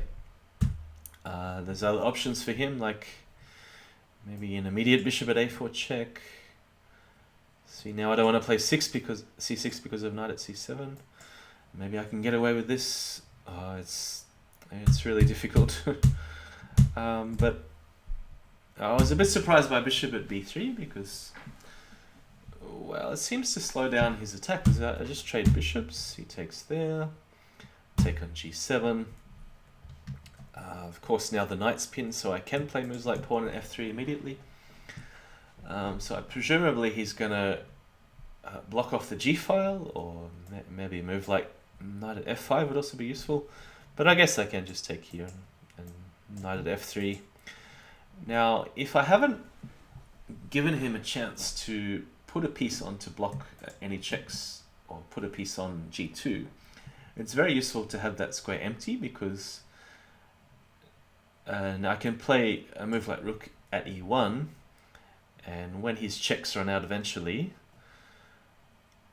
the idea is that as soon as he takes, I can then drop a pawn on the empty square on g2 and then take with check. Whereas, of course, if the engine's already had time to drop a pawn on g2, which I think it does in this game, if I remember correctly, then of course this move doesn't come with check. Maybe that gives it a chance to play bishop at f1 or knight c3 and open up the rook. Extra defensive resources. So, back to the actual game. The engine did indeed play pawn at g2, so it's a little bit harder to get in with the attack. So let's see.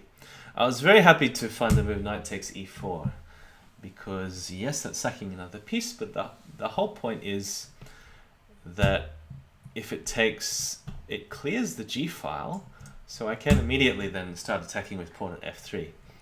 And it's very difficult to save both of these threats at the same time. So the engine does its best with bishop at b5. The main point here is not just to give a spite check, but to defend this square e2, so it can take after pawn drops on e2. So, with so many diagonals in hand, I thought I might as well drop here. So, with some potential to be useful in attack on e4 if it ever has to move the bishop away from the diagonal. So, next move, bishop g5. Now, that's a funny move. That's one of these weird engine moves which nobody would ever think of. What's the purpose here? Well, it's to kind of blunt or slow down my attack by just throwing a piece away. Because, of course, if bishop takes g5, it's then the engine's turn, and I can't immediately break through with a move like pawn at h3. I would really like to play pawn at h3.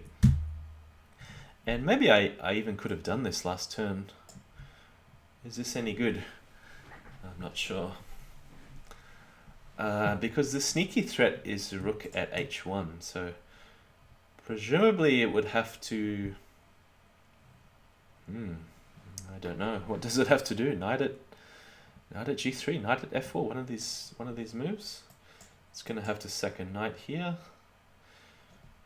And maybe I can keep trading knights for pawns. This is a funny position.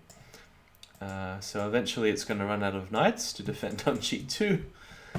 And yeah, a rook at h1 coming just looks completely winning. For example, knight g3. Now this is going to make use of the bishop here. Can I make use of it without actually moving it? Like, it's still pinned, but let's see, just to show you what I'm talking about. Knight takes rook. Pawn takes knight. Rook in hand is pretty meaningless. Queen, yeah, I mean, all it can take is a pawn, but then I also have knight at h3 coming. So, alright, this is obviously completely winning. And just dropping a knight here or whatever. Okay, so I'll just show you the actual game. Not too many moves to go, I think. Oh, actually, it did a few spite checks and so on. So maybe pawn at h3 was a faster way to go. Anyway, the move I played was just bishop takes g5, bishop takes, pawn takes, and knight at h5. So with the g-file blocked, of course, I may have to waste time doing a defensive move, so I might as well just play rook g6, knight c3. The main point here is to clear the first rank, and also to guard the square e2. So finally I find the very strong move pawn h3, and now he's really got to defend. He has to use all his resources to defend g2. So queen c4, okay, surprise move. But the point is here that this doesn't work until I have a knight or rook in hand for either of these squares. And if I sack too early, the problem is that it's going to give him time to think about a counter sack, or a rook at h8 first, or knight at g7. So I'm giving him more material in hand. So I decided not to sack anything. I mean, I wasn't quite sure after h6, g2 whether knight g7 was going anywhere or knight f6 was going anywhere. But this queen, with its various attacking pathways, does look a little bit scary. So I decided to play the move bishop at d5. This may be a horrible blunder, but it seemed like the best way to block out his queen. So knight takes, pawn takes. Knight at f6 check. It's one of those strange moves. I didn't quite know. I mean, always when you're playing the engine and it does a sequence of checks, you're always going to have in the back of your mind, oh no, it's just going to go check, check, check, check all the way to mate. But I didn't see it, so I thought I'm going to trade once, give it 3 bishops in hand, but then just go king e7. So what I'm doing here is I'm allowing a check here, playing king f8, and this bishop check is always going to be answered by a pawn at g7. He's going to run out of checks. This check, of course, just by queen takes. So meanwhile, the rook is looming down here on g2, and there are numerous checkmate threats. So he tries to block it out with bishop at g4. Now just notice again, this is still not quite checkmate because h takes, for example, king g1, and the bishop is no longer pinned because of my silly pawn drop on g2. That is not what happened in this game. I played the move h takes g2 first, so now all the spite checks come pawn at g7. No, it's defending with knight g3. So here, knight at e2, because of course the knight is tied to h1, I have a rook in hand, so it has to give up its queen. And there's no way that just minor pieces are going to be enough to checkmate me. So I thought it's safe enough just to take the queen and see what it has. Check, check, check, check, check, and knight back to e3. The computer's calling a mate in 4. I didn't find it at the time. I just took what I thought was a free piece. But let's see if we can find the mate in 4. I don't know if OK ZH is still watching, but might be a challenge. Let's see. Give the viewers a little bit of time to find a mate in 4. I have no idea what the answer is. And to be honest, it doesn't really matter, because when you're winning by 2 queens, 2 rooks, you know, lots of pawns and bishops, of course it doesn't matter. But just for fun, let's try and find a mate in 4. Now, often when there's no checks, you can do a quiet sort of build-up move. So maybe we should defend the pawn here. So I'm not sure whether queen at f1 is really going to lead to mate. I'm thinking a move like knight at h4. But then what do you do on knight takes g2?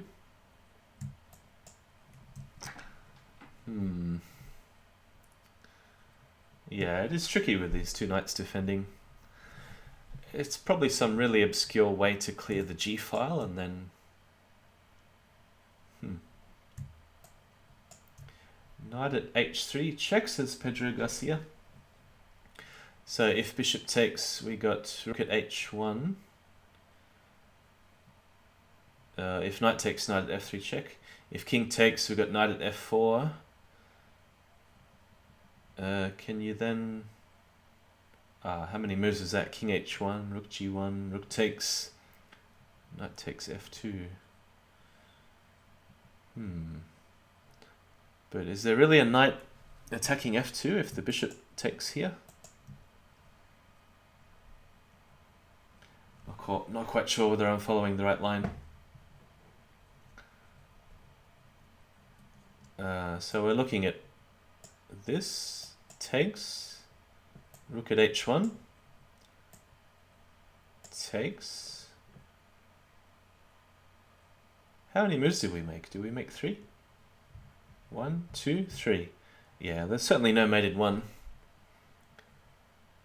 Yeah, I mean, maybe bishop f3 is a fast mate, but knight at d4, queen at f3 again. Maybe it's a mate in 6. But yeah, I don't quite see this working out. Hang on, can we use the queen on h1 then? Yeah, that's it. Knight at f3. Okay, so what does that leave? It means he has to take on... maybe this is the line Pedro Garcia means. Knight at f4, is this the one you mean? So king h1, rook at g1, then knight takes f2. So he's got to go this way, and then...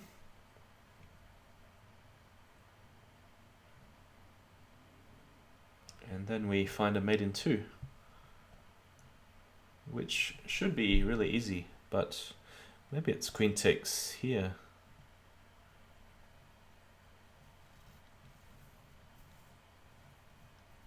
So normally when I'm playing the engine, I'm not too worried about finding mates in 3, 4, 5, whatever, because the engine just throws away all its pieces when you got a winning position. So finding a forced mate is usually not necessary. Knight g5 and mate in 1. Yeah, that's it. And we got queen e5. So that was 1, 2, 3, 4. That's it. Yeah, anyway, but I did like a mate in 8 or something. Rook takes bishop. Made it give up all its pawns. Queen takes knight. Here we go. The more fun way to do it. There we go. Alright. So of course, there was a faster way to do it, but not necessary. Okay, let's move on. I'm going to see if the computer dares to repeat. Something just changed. No, let's see if the computer dares to repeat the same opening. Okay, we've got a different one with knight c3 before d4. So take, and now I believe bishop f6 is the best move. So you can see what I mean about these subtle differences in openings. And after queen d1, I believe the first player that gave me this idea was all you need is Luft. He's certainly one of the strongest Crazyhouse players going around. So knight at h4, and his idea was, in this game the engine castled, but rook g1 of course is another reasonable option. The idea is to go pawn at h3, and if takes, then you can take this knight with check, and then knight at f3. So it's not completely winning for black, because after king e2, take, rook at g2,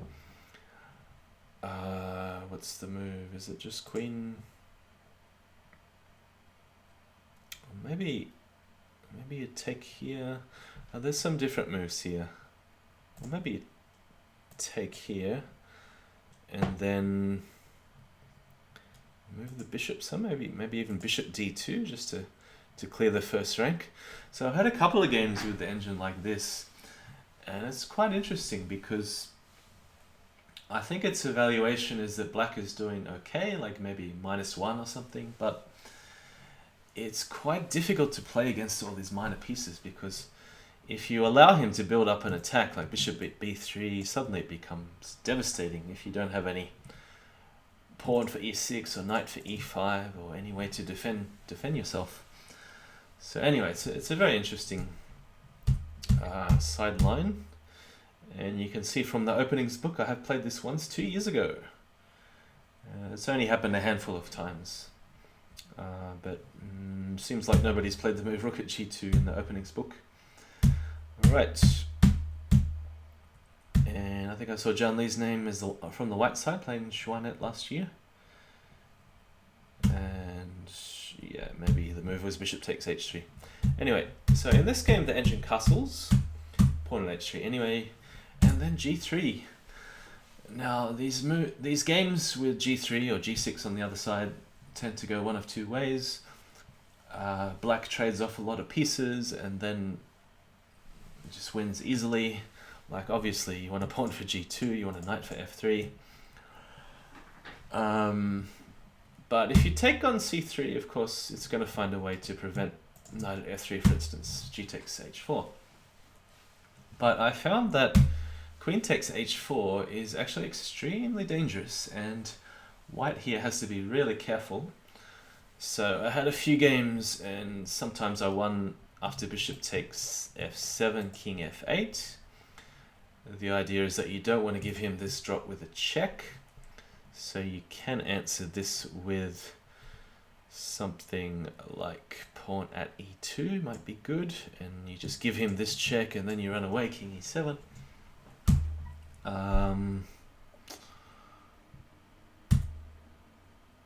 So I've had a few games that went like this, but if the engine takes on c3, this is just completely losing. And does anyone know the winning move? Let's see. Have I got it on the screen? Well, not much of a challenge then if I give you a test that it's already on the screen. Maybe you can get a piece of cardboard, and I just don't want to change the layout since I've already took me a little while to set it up. But the move in the game, and the winning move is in fact to force a queen trade with queen g4. So of course the engine has to take, bishop takes, and to try for some attack, bishop f7 looks very obvious, but it doesn't get anywhere after king f8, because the bishop here is really useful to cover all the knight checks. So this is why the engine tries to trick me with bishop at f3.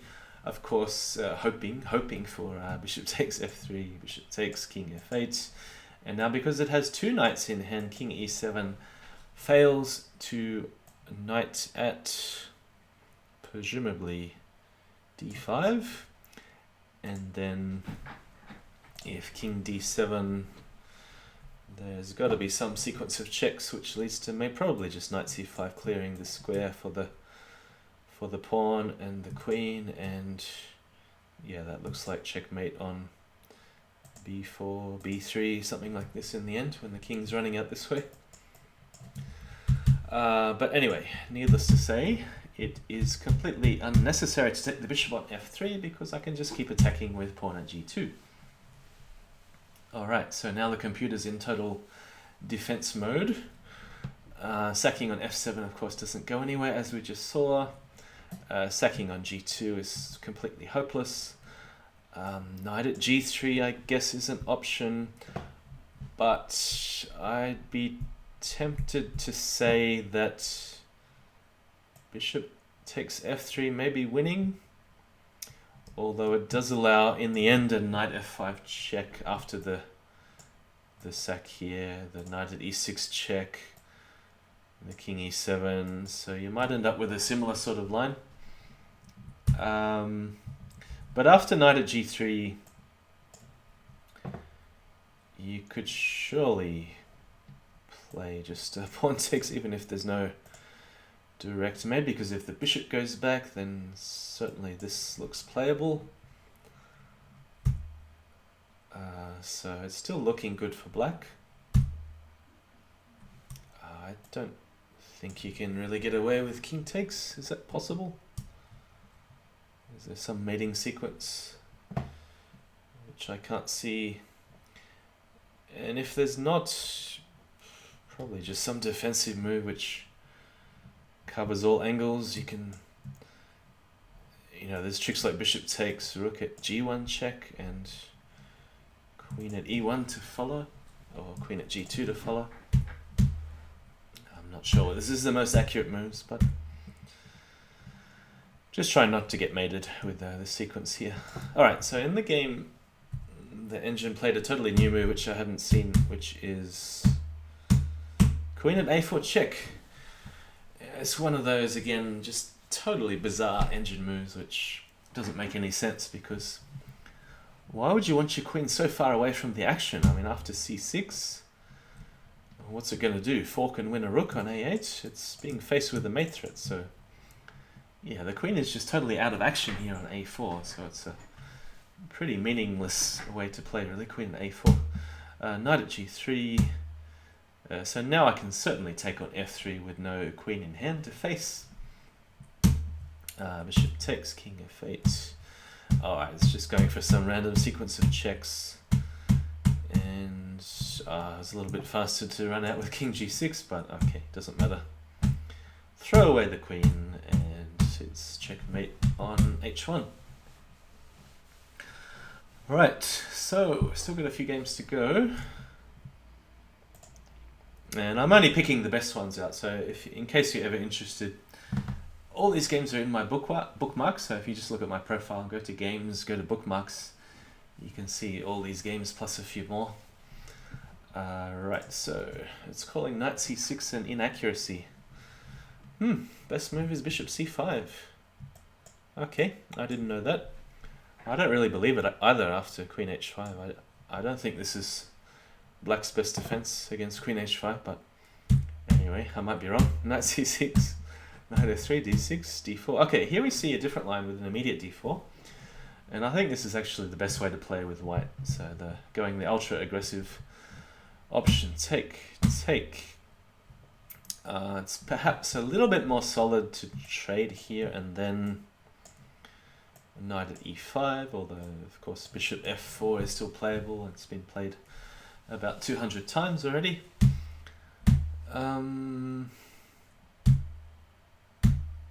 Yeah, as far as I know, queen h5 is a good line after bishop c5, but I think knight c6 is probably the most accurate, because if you go knight f6, you're forced into some weird line of the two knights, knight f3, knight c6, or some gambit line where you have to sack a pawn on e5. Okay, so this game goes queen e7. And if you've ever watched my videos before, probably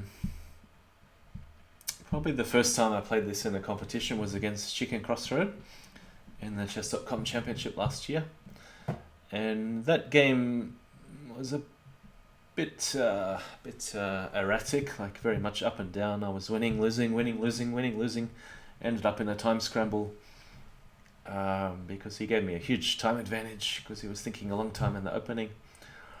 But now the theory is a bit more developed in this line. So queen e7 and f3. And I think the next game we're going to look at castles, but there's lots of different options here. You can take, you can play knight c3. There's this bishop sack line, which is very dangerous. Yeah, castles. Sometimes the engine even goes pawn at e6, which almost transposes back to the bishop takes f7 lines in the end. Okay, but here f3. Now already I'm out of book on move 6, which is not a good sign playing black against level 8 Stockfish. But f3 is really not looking like a good move because it's now very easy to weaken the base of the pawn chain with trading and pawn at h3. So he's removed any option to drop a knight on f3, which is of course is a typical theme. So you're always, when the pawn is back on f2, you're always looking to undermine this square and then drop a knight on f3. But here, after rook g1, I just keep piling up more pressure. And now the computer responds with queen d5. Now this is another one of those funny engine moves where maybe it sees that there's a lot of checks in a row after the queen trade. So it's, of course, calculating moves like knight takes g2 check. Now I think this move is actually playable. Maybe not in this position. No, after the queen trade. So I'm inviting a queen trade with knight f6. So I just mixed up a move. So he then trades queens and takes here and then queen at c4. So maybe I was thinking of another line. I'll let you know if I can remember what I was thinking. There is some line where I have a queen in hand that goes knight takes g2, rook takes, and queen at h1 check. And eventually you take the rook with check or you get a huge amount of material. But here, the obvious move knight at g5 just isn't going anywhere. So there's king e7, there's king e8, they probably lead to the same thing. And with only 2 pawns in hand, it's just not enough. So this is sort of what I was expecting, what I was hoping for. And I don't even know what white's next move is going to be. What's he going to do with 2 pawns? He really needs to weaken e7 or distract the bishop somehow so he can play knight e6. Maybe he can play knight e6 now, but no, I'm going to overrun him with checks on g2 and f2 and e2 if he runs this way. So this is sort of what I was hoping for, but the engine then played queen at c4. So of course there's this little triangle here with a check on c7. So trying to avoid the check, I run back to e8. And now knight c3. So here, taking on g2 makes some sense because he's not threatening anything immediately. Maybe it's now that I was thinking, what do I do in case of queen takes c7? Because it's definitely what I was expecting, queen takes c7. And I think it makes a difference that the knight is not on c3 yet, so this square is a little bit weakened. So there's an obvious threat to mate on f7 that I have to deal with. And probably if this happened in the game, I would play bishop e7, just because it looks fairly solid. Have I moved my king yet? Oh, I have moved my king, so there's no castling, but even without castling, Yeah, bishop e7 is still pretty solid. I've got plans to play bishop at b6 next move and try to exploit the fact that he's played f3 early in the game and other obvious ways to attack. But I think this was the position I was talking about before with knight takes g2 check, where it is an option, because after rook takes queen at h1 check, if he ever steps forwards, obviously I'm taking this with check. And if he blocks with a knight, I'm just going to sack everything and go for a big attack with bishop at h3. And it does look pretty strong after rook at g2. I don't think he can step backwards. And here there's knight at d5, and then I'm trying to do everything with check and bring out as many pieces as I can before taking back the queen. So here I've got enough coverage because, yeah, I've got this cover. He just doesn't have any follow-up checks. So that line indicates that, yeah, queen c7 doesn't work out so well for white. So knight c3 happened in the game, h6 g2, and now he's on defense mode, defense house, queen e2. Always very happy to see the computer defending. Usually when in the middle game it doesn't embark on some sequence of checks in a row, you know you're doing the right thing. So now I would like a knight in hand for h3. Should be pretty easy to get a knight, that's why I play bishop at d4. So of course he has to defend the threat here. He goes knight at f2. So then take this one and knight at h3. Giving up a knight on h4, but I think, well, check doesn't change much. Yeah, I think it's pretty hopeless for white here. I'll just take the rook. And he just doesn't have enough pieces to mate. He can take this one with check, but I got too many ways to block. So take there, queen takes h5 check, bishop blocks. He's even sacking the queen because of course it realizes knight at g4 again doesn't get anywhere. And I'm running safely to d8. Check here, I can just take and then run to c8. And of course it's running out of checks. So it sacks the queen desperately. Knight at g5, bishop here, check again. But it turns out it is only one pawn short. After check here, take bishop there. One pawn short? Because it has bishop at e8 and pawn at d7. Well, maybe I could have taken here. Anyway, doesn't matter. So no more checks. Oh no, he's got a bishop g5. Okay. Check here. I'm sure I could have done this faster, but again, it doesn't matter. I'm just trying to win material, keep my king safe.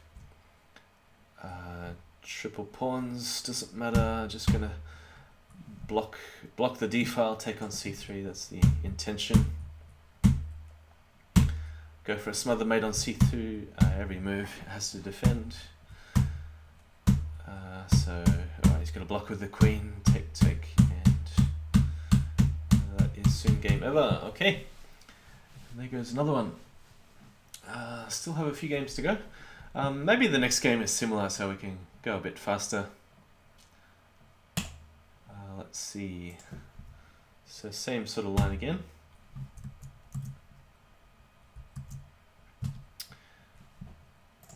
Right, where are we up to? Queen e7.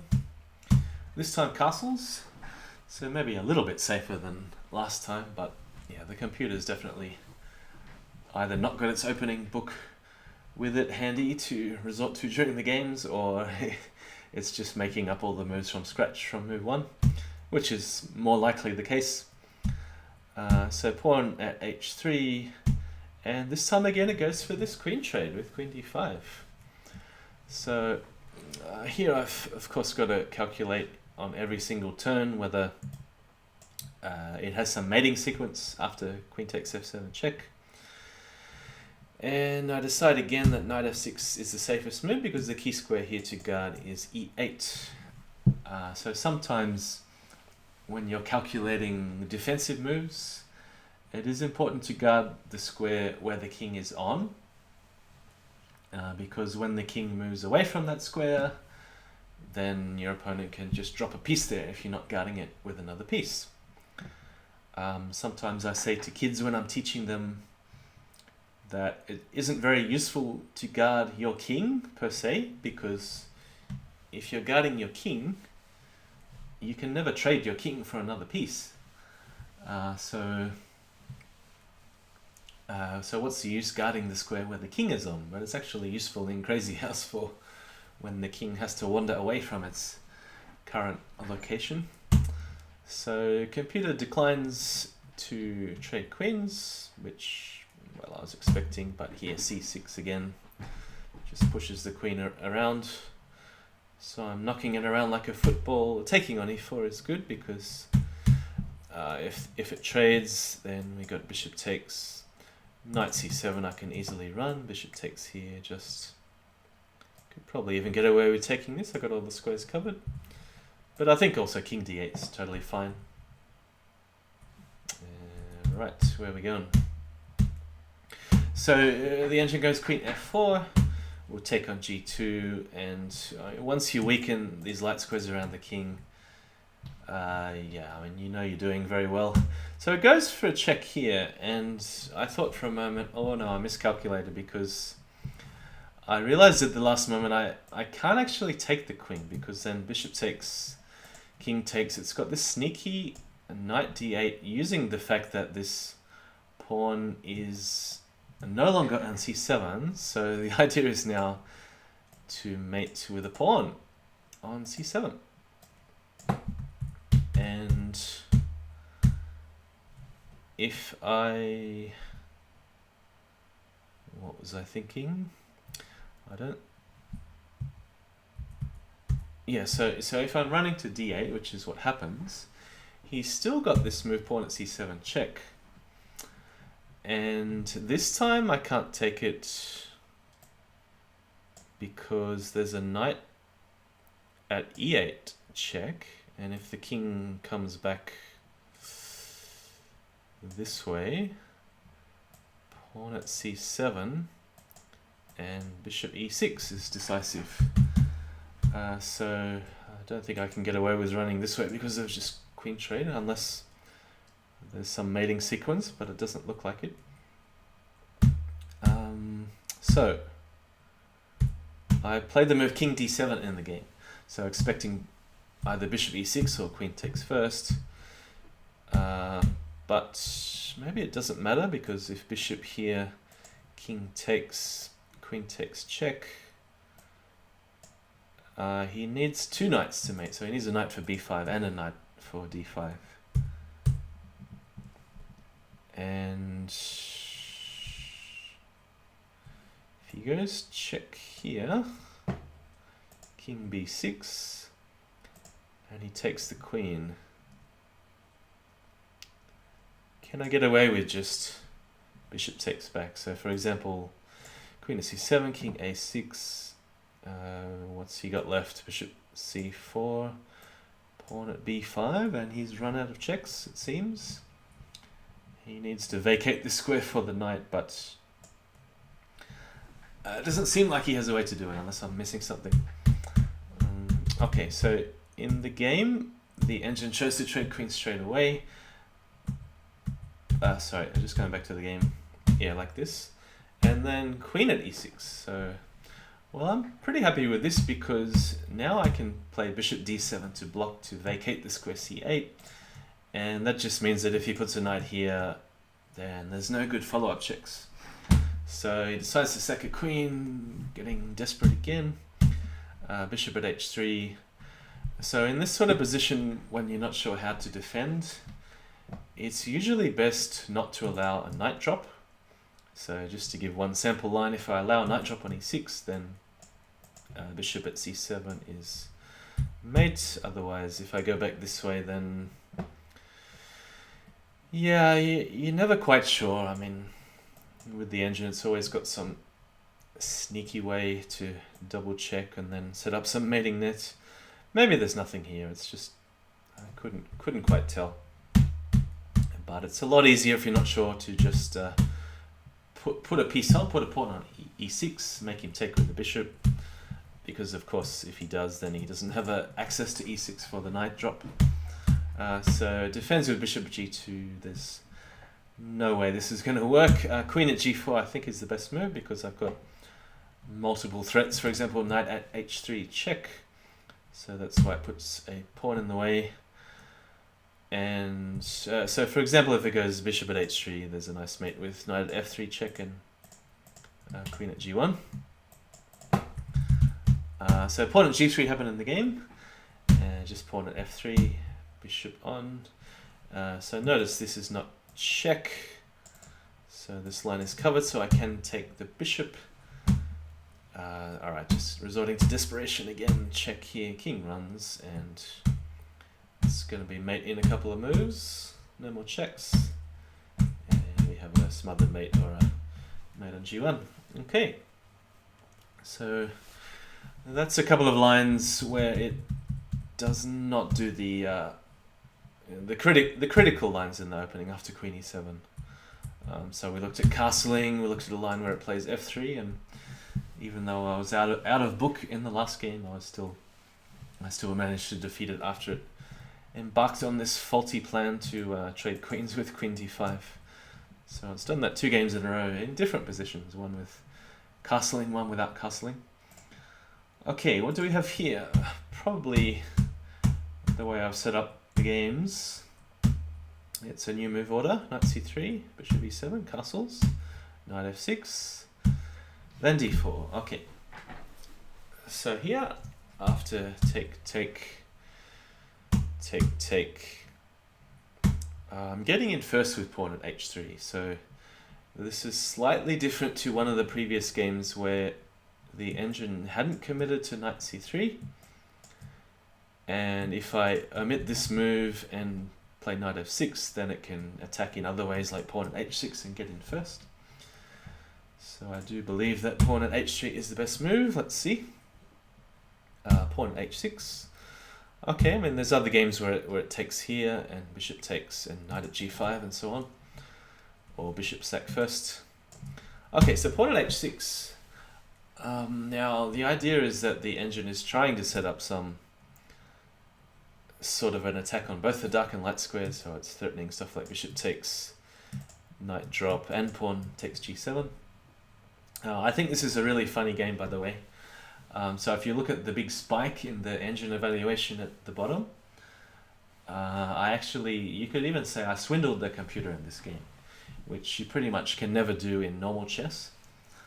I'm not sure how the other variants are swindling the computer when you're in a dead loss position, but you'll have to wait and see what I mean as this game proceeds. So the move is h6 g2, bishop takes check, king takes knight g5, king g8 I believe is essential. So queen c4 a little bit surprising. I was expecting either just pawn drop here or h6 g7. So here, to try to slow down the engine's attack, d5 is very often a good response. So you can answer knight takes with the trade, and of course it can't afford to trade queens. If it takes with the pawn, then it's just slowing down its attack, and then you can proceed with g takes f1. So the move in the game was pawn drop, h takes, king takes, and pawn at h6. So I think when I analyzed this afterwards, I realized that I could even allow king takes h6, even though it looks incredibly risky. So for example, knight e6 check. Really don't remember the exact moves. Probably just king g6, and presumably there is a mate, but I'm probably not going to find it right now.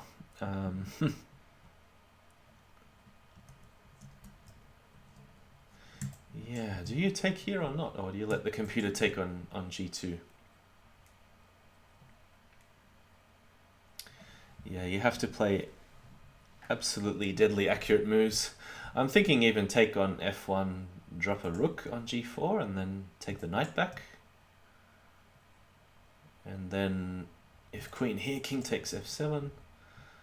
I don't know, it's total mayhem. But the move I played looked a lot safer, king g6, which I think is still good for black. So it then goes totally crazy with knight takes, pawn takes rook, queen takes, knight takes, knight takes d5 was an option, and then of course bishop takes g5 is an option too. So in this line, the computer is playing very human-like. I mean, I would have to say it's played like me in most of the preceding games, because it sacked a rook, 2 minor pieces to get lots of pawns on the 6th and 7th rank, with my king wandering around the board. So yeah, it's quite amazing to see the computer play in that fashion, when surely it hasn't directly calculated anything that leads to mate, or anything even approaching mate. So I think knight takes was a little more accurate, but the move in the game was, thank you for the follow, Joti Kaba.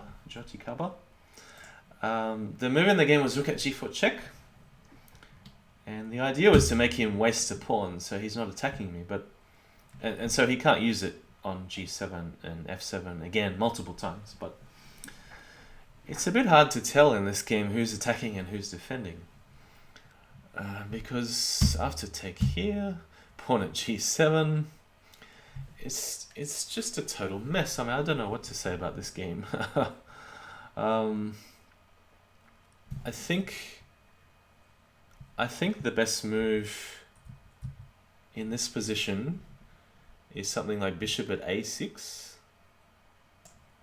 which is a bit hard to understand, because then if c4 you take, if takes, then you can start sacking your rook because it's not covering any of these squares down here, and then sack a rook on h2 if it doesn't take, and drop knights and pawns all over its 2nd rank. Very hard to calculate. You really just have to play that sort of sacrifice on feel. But yeah, bishop at a6 was a better option. So I really didn't know at this stage whether I should be attacking or defending. I mean, is his threat to play g8, f8, takes here, make a knight, make a queen, check?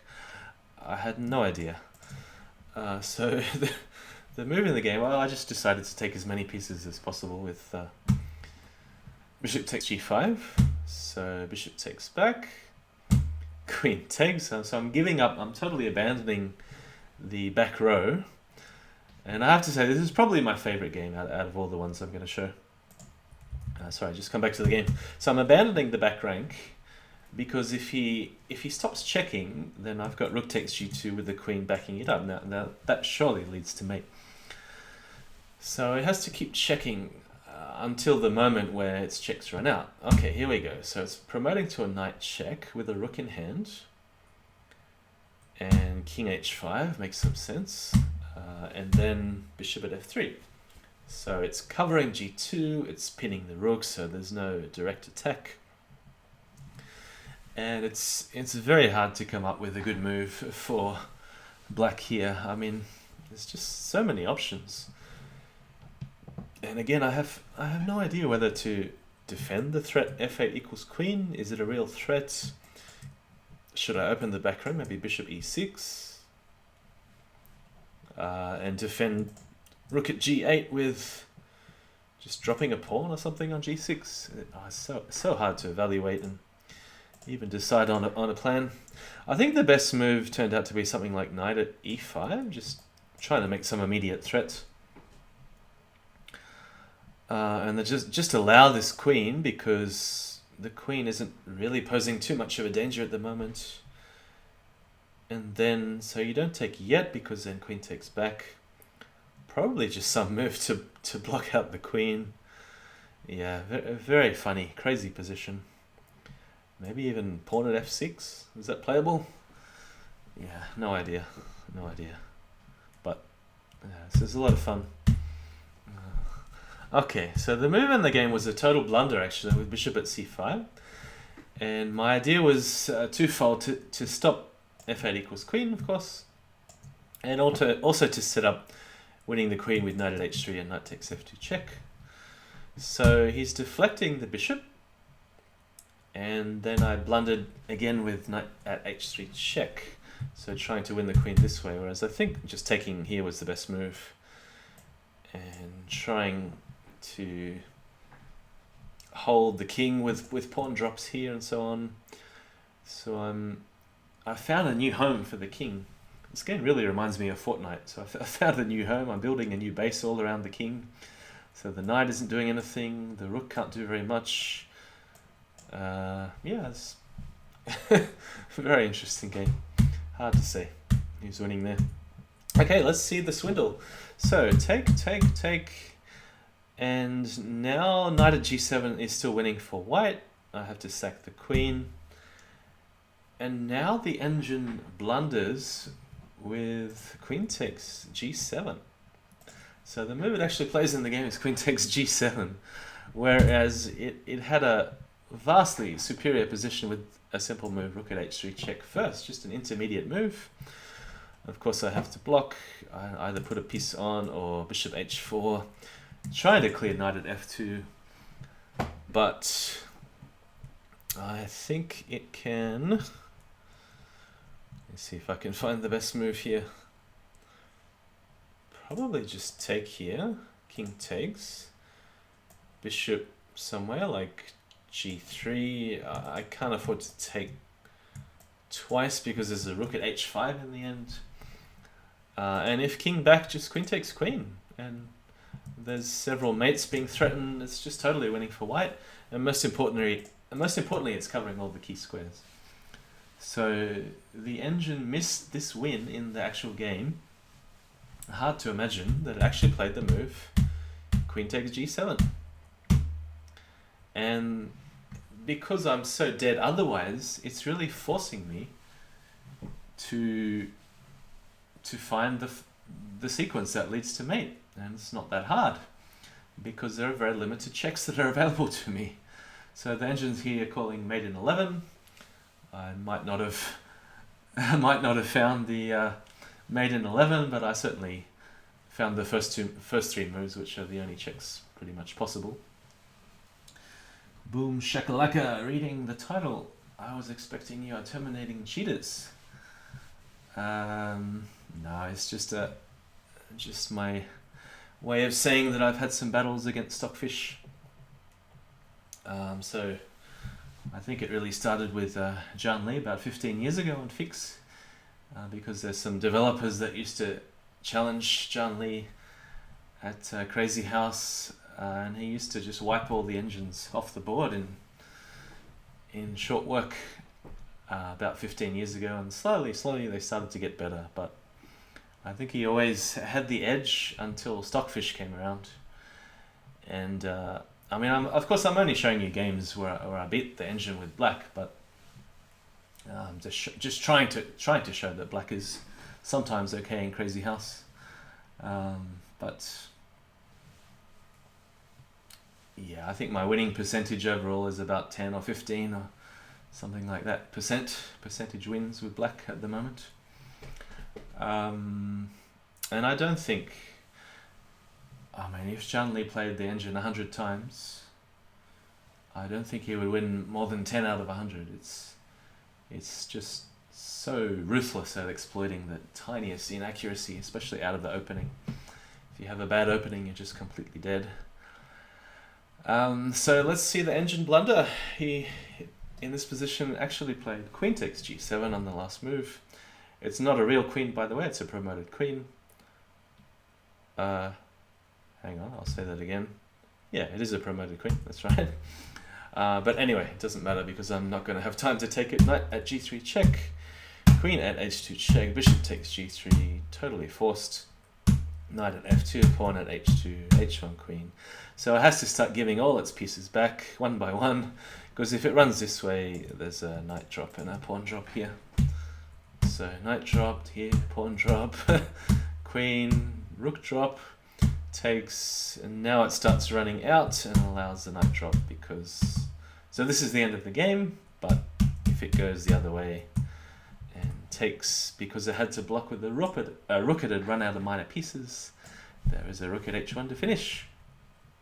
So obviously when you put the engine on infinite analysis, it's going to see a mate in 11, but it has to have some limit in a timed game, because I don't know whether you can see the times here, but it says 5:43, and the time of the match was only 5 + 5, so obviously it's only spending 3 to 4 seconds on every move. I can show you the move times here. Yeah, so computers a flat line, 3 or 4 seconds every move. I usually play the opening very fast until I find a new move, and then I have to either remember or just make it up as I go. So usually that's when I start spending 30-40 seconds on a move, and then when there's 4 sequences of checks, of course it speeds up at the end. So let's move on. I've got 3 games to go, and this is just a handful of games that I selected from the bookmarks. This one I think is pretty similar, so it's castling, d4, pawn at h3, so this time f3, so probably this move f3 it does more than the other moves, so I've had quite a few games where it goes like this. They're not recorded in the openings book, but it looks like h takes g2 has been played 11 times, with a huge score for black. So according to the evaluation, black is pretty much equalized already out of the opening, which is always a good sign in Crazyhouse. So take here.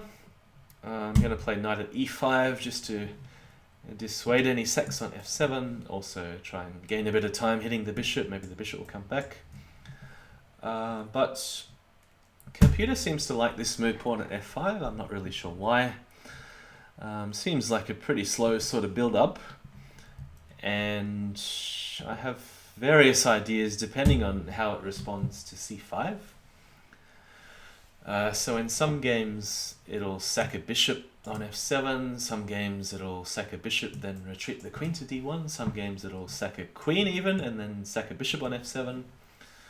So yeah, various options here for white. Probably the most stubborn move would be to sack a bishop and then let's see what it does here, and then just queen d1. So I think I've had some games like this, pawn at d4, it's either pawn at f4 or f4, and then you can even throw away the knight here, queen takes, pawn on, and so on, and eventually you might take this one back. But this game the computer checks and goes all in with the queen sack.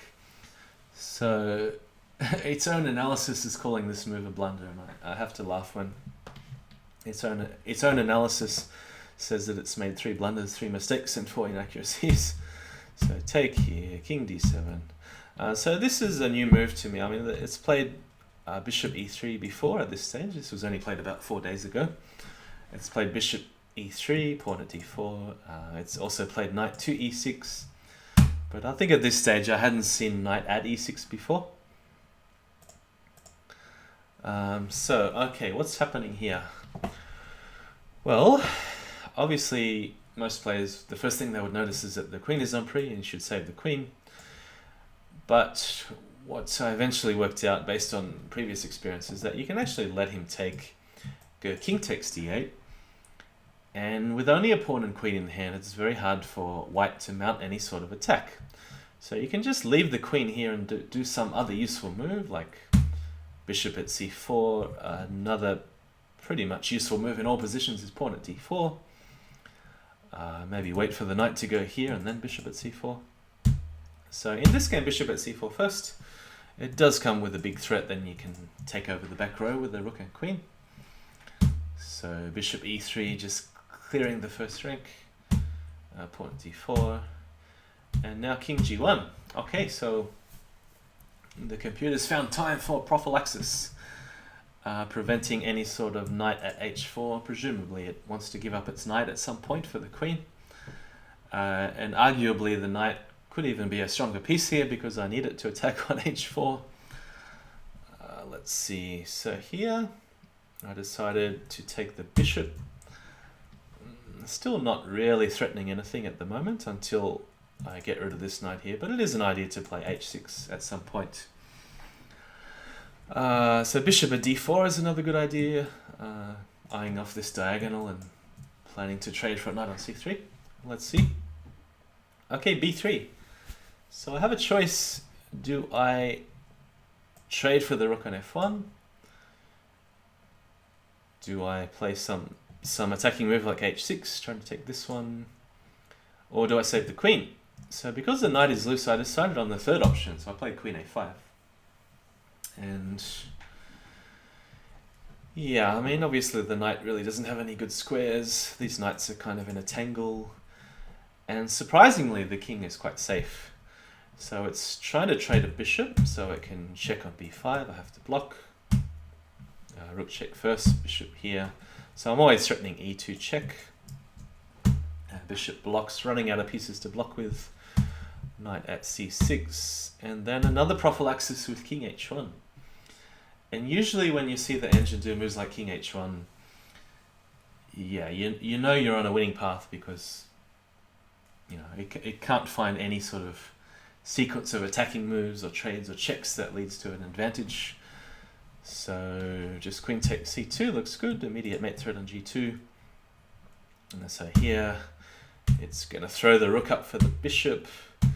Take here. Ah, yeah, this is an important moment because if I take the wrong way, I think that I'm actually mated here because it clears the square e5, which is actually very important. So for example, bishop takes knight. If pawn takes, then knight at e5, king d6, and a sneaky mate from behind, bishop at c7. There is also king takes. And can he end up putting a bishop here? So for instance, knight at e5, bishop at c7, and pawn at b5. He has just enough checks to mate, just enough resources. So yeah, I mean, it's a sort of trap I guess a human would try as a last-ditch resort when a human knows he or she's losing, but you wouldn't really expect it from the engine because yeah, I guess it's just throwing in as many checks as it can. C takes, of course, is the right move. This doesn't change anything. I'm taking with the bishop. Pawn at g2, so now I can start dropping my pawns on all over the second row. It really has to check. Take here, check here. I could probably trade the knight, bishop for the knight, but I thought king e7 was safe enough. Allow the check from behind, and then king e8. Yeah, he only needs one pawn to mate, but he's not going to get it with a check, because if he takes here, he's just releasing the bind over the king. So, for example, here, pawn at f7, I can just take the bishop and come back to e7. So the move in the game was defensive, knight h3. Just take here, knight takes back, make a queen. And I almost stuffed it at the last second because he's got pawn at d6. No, it's not going to be a repetition. So I can afford to... can I take that? I could have probably taken it as well, and I don't think he's got a repetition because of king e8. Anyway, I played king e8 in the game first. And then there's knight c7. Looks a bit scary. Especially when I play king f7, but I'm just escaping in time. So take with the pawn, king g6. And finally he's out of checks, so that's it. And take here and queen f2. Alright. So we have 2 games to go to finish. So this happened 4 days ago. The next one happened only 2 days ago. And let's see. So we have an early castling. I'm just going to skip the opening again because I've seen it a couple of times. Knight at e5, bishop f4. So back to this one. Alright, so this is a really fun game. I've left 2 really fun games till the end. Because this one, I get to sack lots of pieces. So I haven't sacked any yet. Alright, so here the fun begins. He's going to play pawn at g2. And obviously if I retreat anywhere, it just lets him drop more pawns on, like f3 and pawn at d5 and so on. And obviously white is very, very comfortable in this sort of position.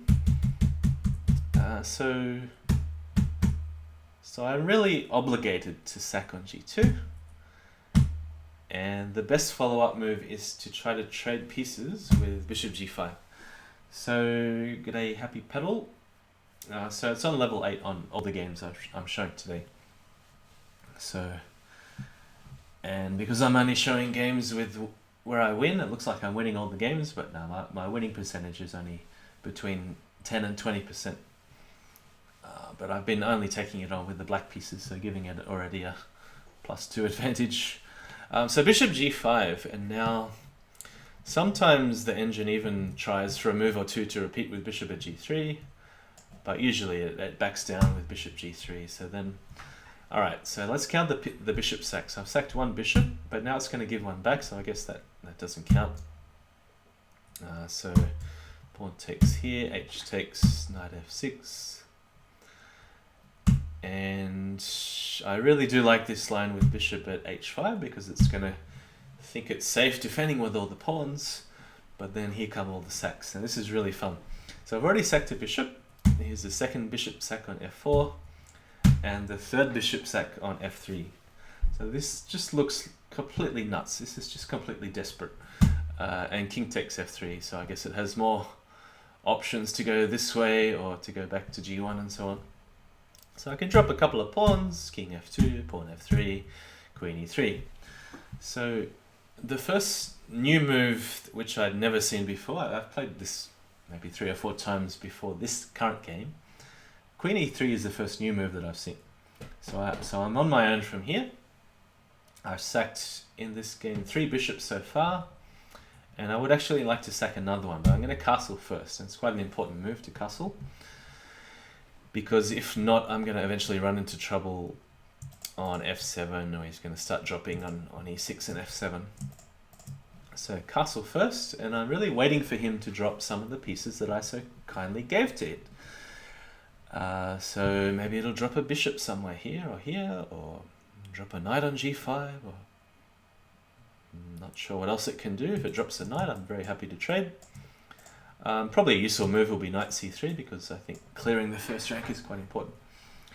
Alright, so the move in the game is the bishop at c3, and I was very happy to find the sequence which is about to follow, but also kind of scared at the same time when it started sacking all its pieces, because I thought I was completely lost, and at the very best it would have some sort of a repetition, which you're about to see. So here comes the 4th bishop sack on f5, pawn takes, and the whole idea is that I can now use these 2 pawns in hand after the move knight d5. So the engine here has a pretty difficult choice. Does it let me take the queen and try to counterattack, because there's no way it's going to survive if it lets me take the queen? Does it try to save the queen? I don't know, move it somewhere right out of the way, like d3, maybe even c1, let me start dropping pawns all over it, like e3 check. I don't know which way it's going to go. Pawn at g2 is coming. There's knight at f4 coming, maybe even knight takes bishop. So this rook is probably never going to find safety. And I just have some overwhelming threats, like pawn at f2, even pawn g3 is coming. Maybe I did this the wrong way.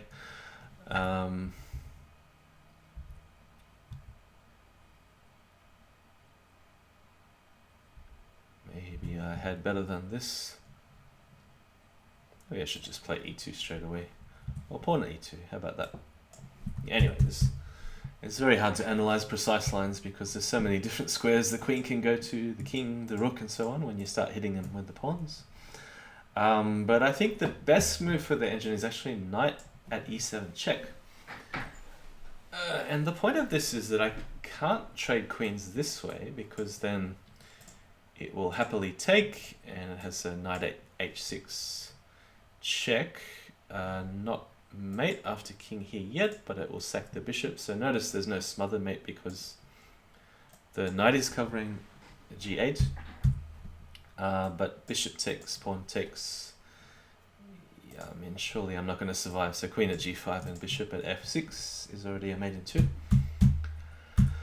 Right, so it would force me to take with the knight, and then, yeah, I mean, my attack's slightly delayed. I'm not sure whether bishop takes g7 gets anywhere, but the game is a typical mess. Maybe just knight takes f5 after that, or pawn at g3 check, then knight takes f5 after that. Hard to say what's going to happen, but the engine played in the game bishop at e7. So it does very much look like I'm going to die soon after knight takes queen, because it has 2 knights, one for h6, one for f6.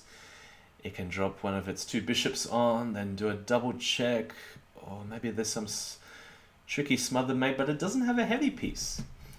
So amazingly, this is not just surviving, but it's actually winning for black after check, check, check. And it neither has a good double check nor a good discovered check.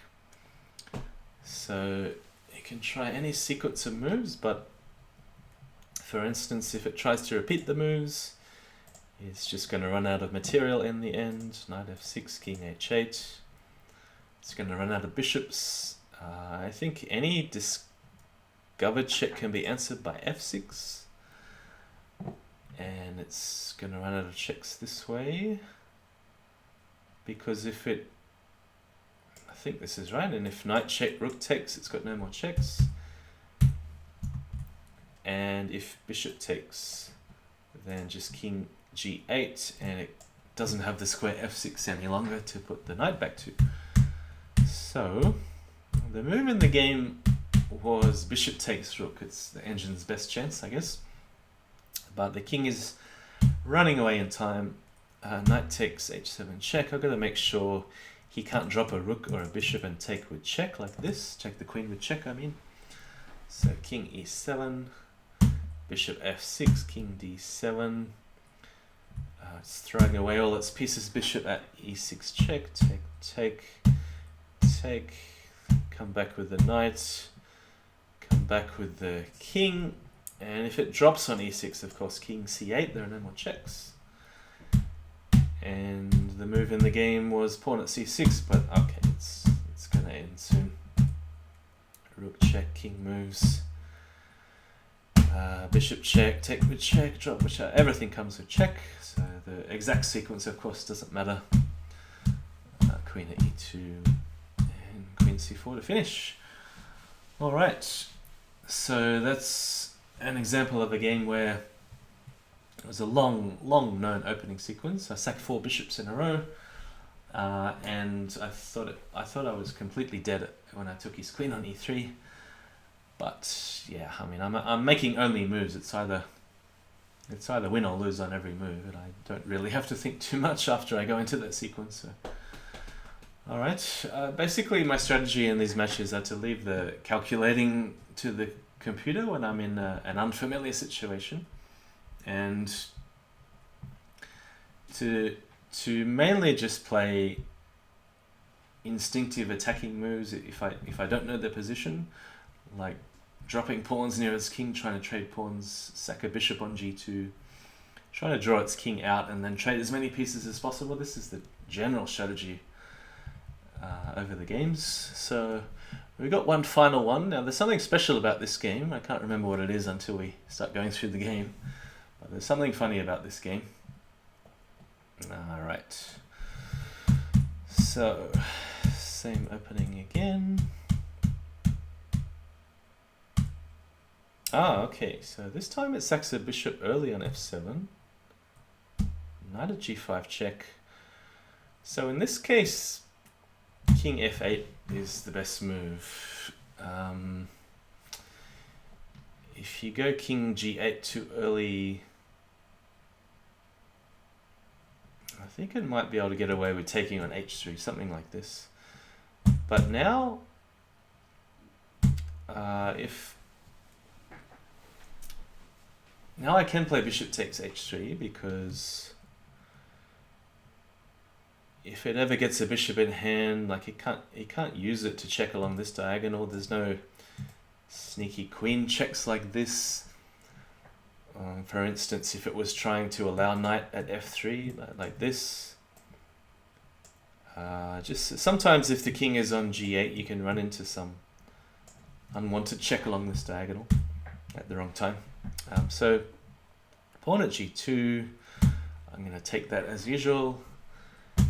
King takes. So this is completely different to all the previous games because here it's, of course, there's always a knight e6 check once the bishop has been sacked.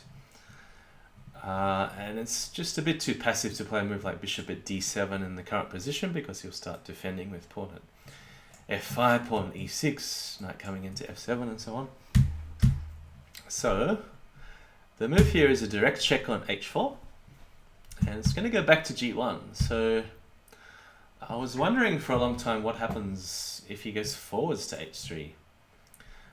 Because if the computer doesn't see anything wrong with it, then it would just go up and eat all the pieces and then run home again. But the move here, I believe, is bishop at d7 check. And if it tries to take all the material, then I think the move is knight takes e4. So the idea is, of course, to take on g5 next move and trade a knight, which is needed. But if he takes with the wrong piece, he's just instantly dead after a knight check that's going to happen next. So for example, bishop takes knight at f5. The idea is then as soon as he crosses this diagonal, you're going to take the check and should be easily winning after this. And if he takes with the queen, then do we go bishop takes now, or do we go pawn at h6? It's one of these moves. I'm not quite sure. Maybe it's bishop takes, bishop takes. It must be very close to a mate with queen takes g5. Does it work?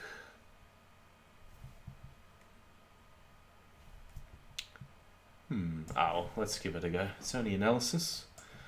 What could possibly go wrong? Bishop at h6. Oh, sorry. No, bishop at h6.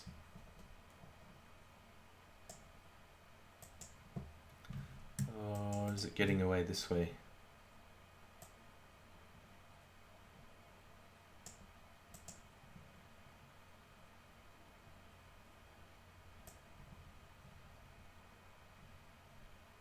No, I think that wasn't the best sequence of checks.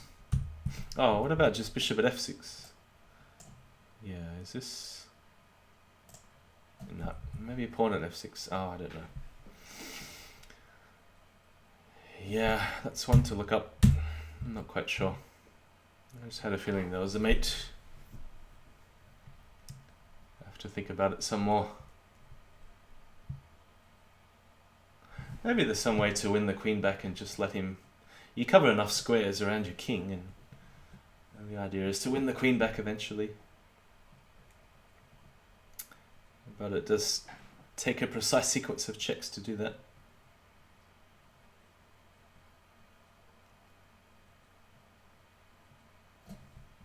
Yeah, but if you don't sack the queen, are there any other reasonable moves?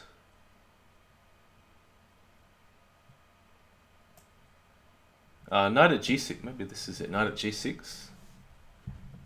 Because then if he goes this way, of course, you can just take here with check. That must be good for black. And oh, he's surely not going to run that way, because then we can most certainly sack the queen. And we have a pawn check. We've got all the squares covered, and just a bishop check here should finish soon. And make him sack his queen back.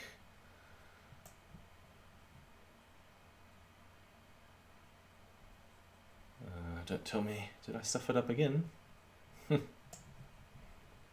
95.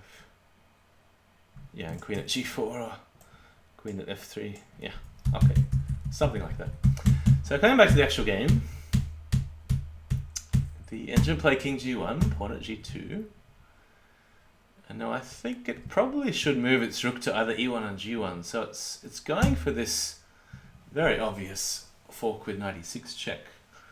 But king g8, pawn at f7, even though it takes the queen with check, I don't know whether it's fair to say that computers miss moves. I guess at the end of its horizon, I guess it eventually misses a move, but maybe it's only paying attention to moves like bishop takes or rook takes d8, because there's surely a force made after pawn e6 here. So just for example, king takes, it could sack the queen this way. The idea, so it has a bishop and a queen in hand to then drop on f7. And if knight takes, pawn takes, yeah, there's no way the king is going to be safe. Bishop here and queen at f7 to finish. So the point is, after knight takes queen check, I don't have to recapture the knight because it's actually very safe for the king to go back to e8. So I will take the knight if he checks me on the next turn. Otherwise, well, I have some decisive threats coming with g takes f1 check. I could even, if he plays a non-threatening sort of move, I can always check here and take the queen, or whatever is appropriate. So if he does something like knight e6, which looks a little bit dangerous, one option is to take here and then to go bishop at h3 and then take the knight back with a fork like this. So I'm recouping a lot of material for the queen. Okay, so the move in the game is queen at f7 check, king takes knight, and he goes completely nuts with queen takes bishop check. I guess he thinks he's forced to because of the mounting threats with the knights dropping on f3 and h3, with the obvious threat here. Okay, so king takes.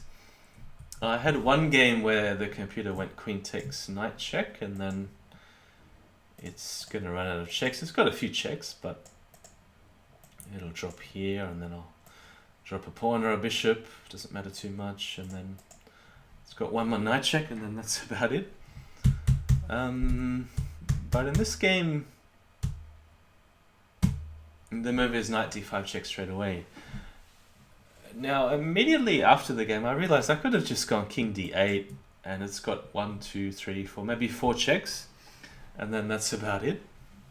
But I mean, just to show you, yeah, I can sack its queen to revert back to the same line. It can go pawn check here, it can go bishop check here, drop a bishop or a pawn. I think it doesn't matter.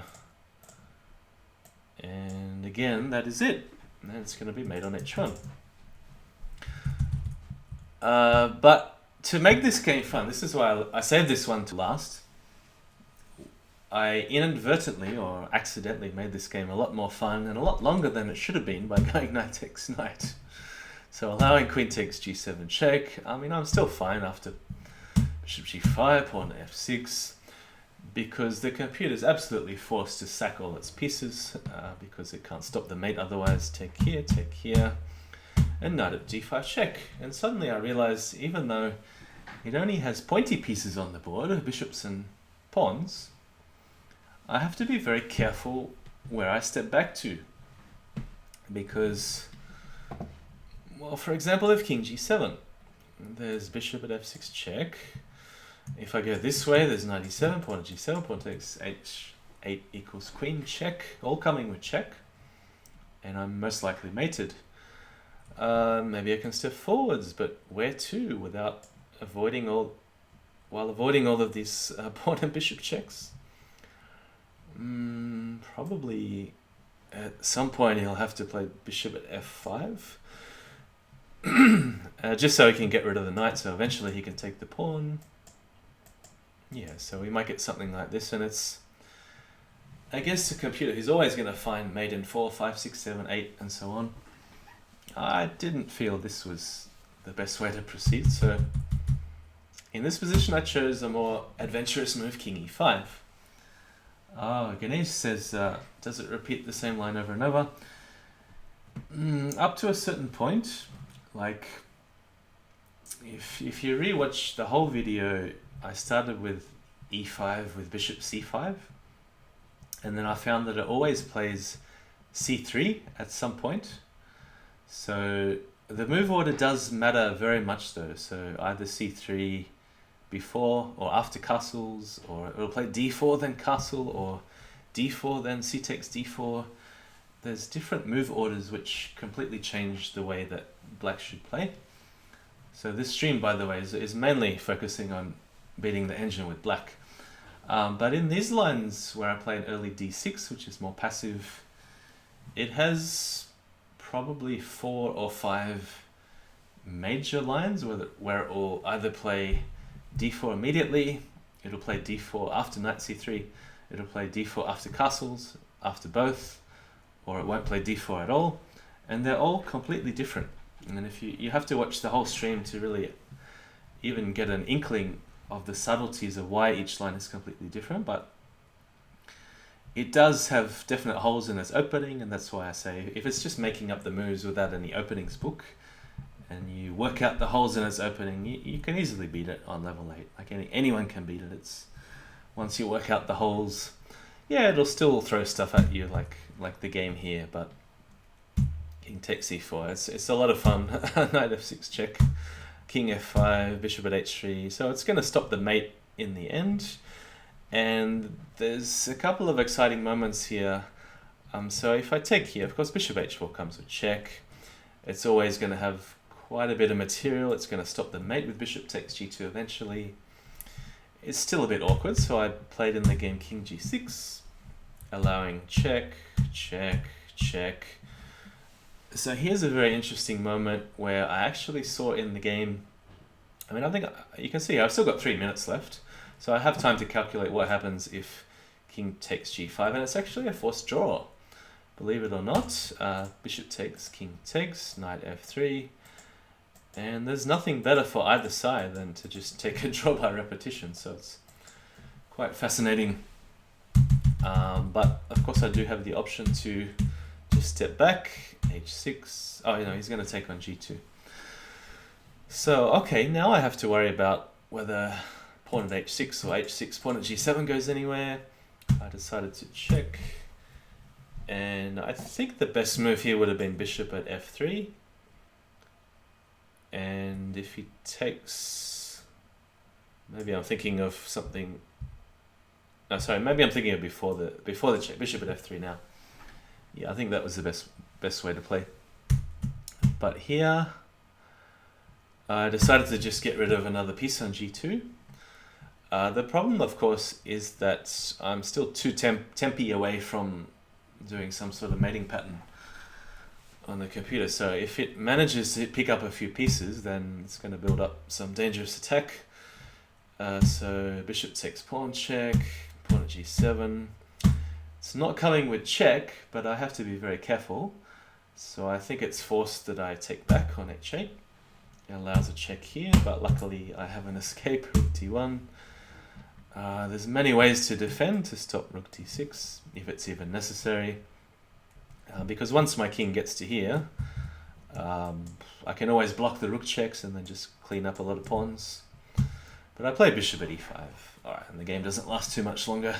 So check, check, lots of checks. Could have just gone king takes bishop, but I didn't even see that at the time. Just wanted to wipe out all its pieces. Alright, so obviously black is winning. And mate, next move, that is it. So, those were definitely some highlights in my long battle against the computer in the last couple of weeks, and it started about 2 years ago when Stockfish was much weaker on level 8. So the first 2 games were from 2 years ago, the rest have been quite recent. I've been mainly focusing on defeating the engine in Crazyhouse on level 8 with the black pieces, because that already puts you at a serious disadvantage. If you can manage to learn some of its opening holes, it is very difficult to do, because even if you have one line memorized, it has 4 or 5 main branches, and then it has subtle variations in its move orders even after that. So yeah, if you want to win consistently, it takes more than just memorizing 1 or 2 lines, but it's certainly possible, and anyone can do it. It's not particularly special, so hopefully at least one person would find it interesting. And now that I've done a stream on defeating the computer, unless there's a level 9 or a level 10 or an alpha 0 or something to challenge, yeah, I'll probably stop playing the computer for a while and focus on playing more interesting games against people. But yeah, from a theoretical point of view, I think these games are not even particularly very important, because the computer doesn't have its openings book switched on, that it seems like, and yeah, it plays very sharp lines, of course, like we just saw, but it doesn't play the most critical lines, which many of the stronger players know. Okay, so if you managed to survive that whole stream, you're doing very well. It was quite long, but it's after midnight here in Sydney, Australia. But yeah, if you're interested and you missed the first few games, please do review the video. I'll post it on YouTube, and it contains all of my best games against the engine, mainly with the black pieces, and yeah, some really funny games, like one where I swindled it and it missed a pretty easy mate. Now, I think most humans would have found the move that it missed. It's like a little in-between check a few games ago. Alrightio. If it's still your Saturday, I guess it's probably not going to be Saturday anymore. If it's still your Sunday, then have a good rest of the weekend. I'm off to bed very soon, and I'm really enjoying these new variants on Pi Chess, S Chess, and Kappa House, and Kappa S House. So combining 0-1 chess with Crazyhouse. I had a few really fun games against Jarl Carlander, and I caught a bit of OK stream against Opperweisen, where they were teaming up, and that was a lot of fun too. Okay, hope to see you soon. Have fun.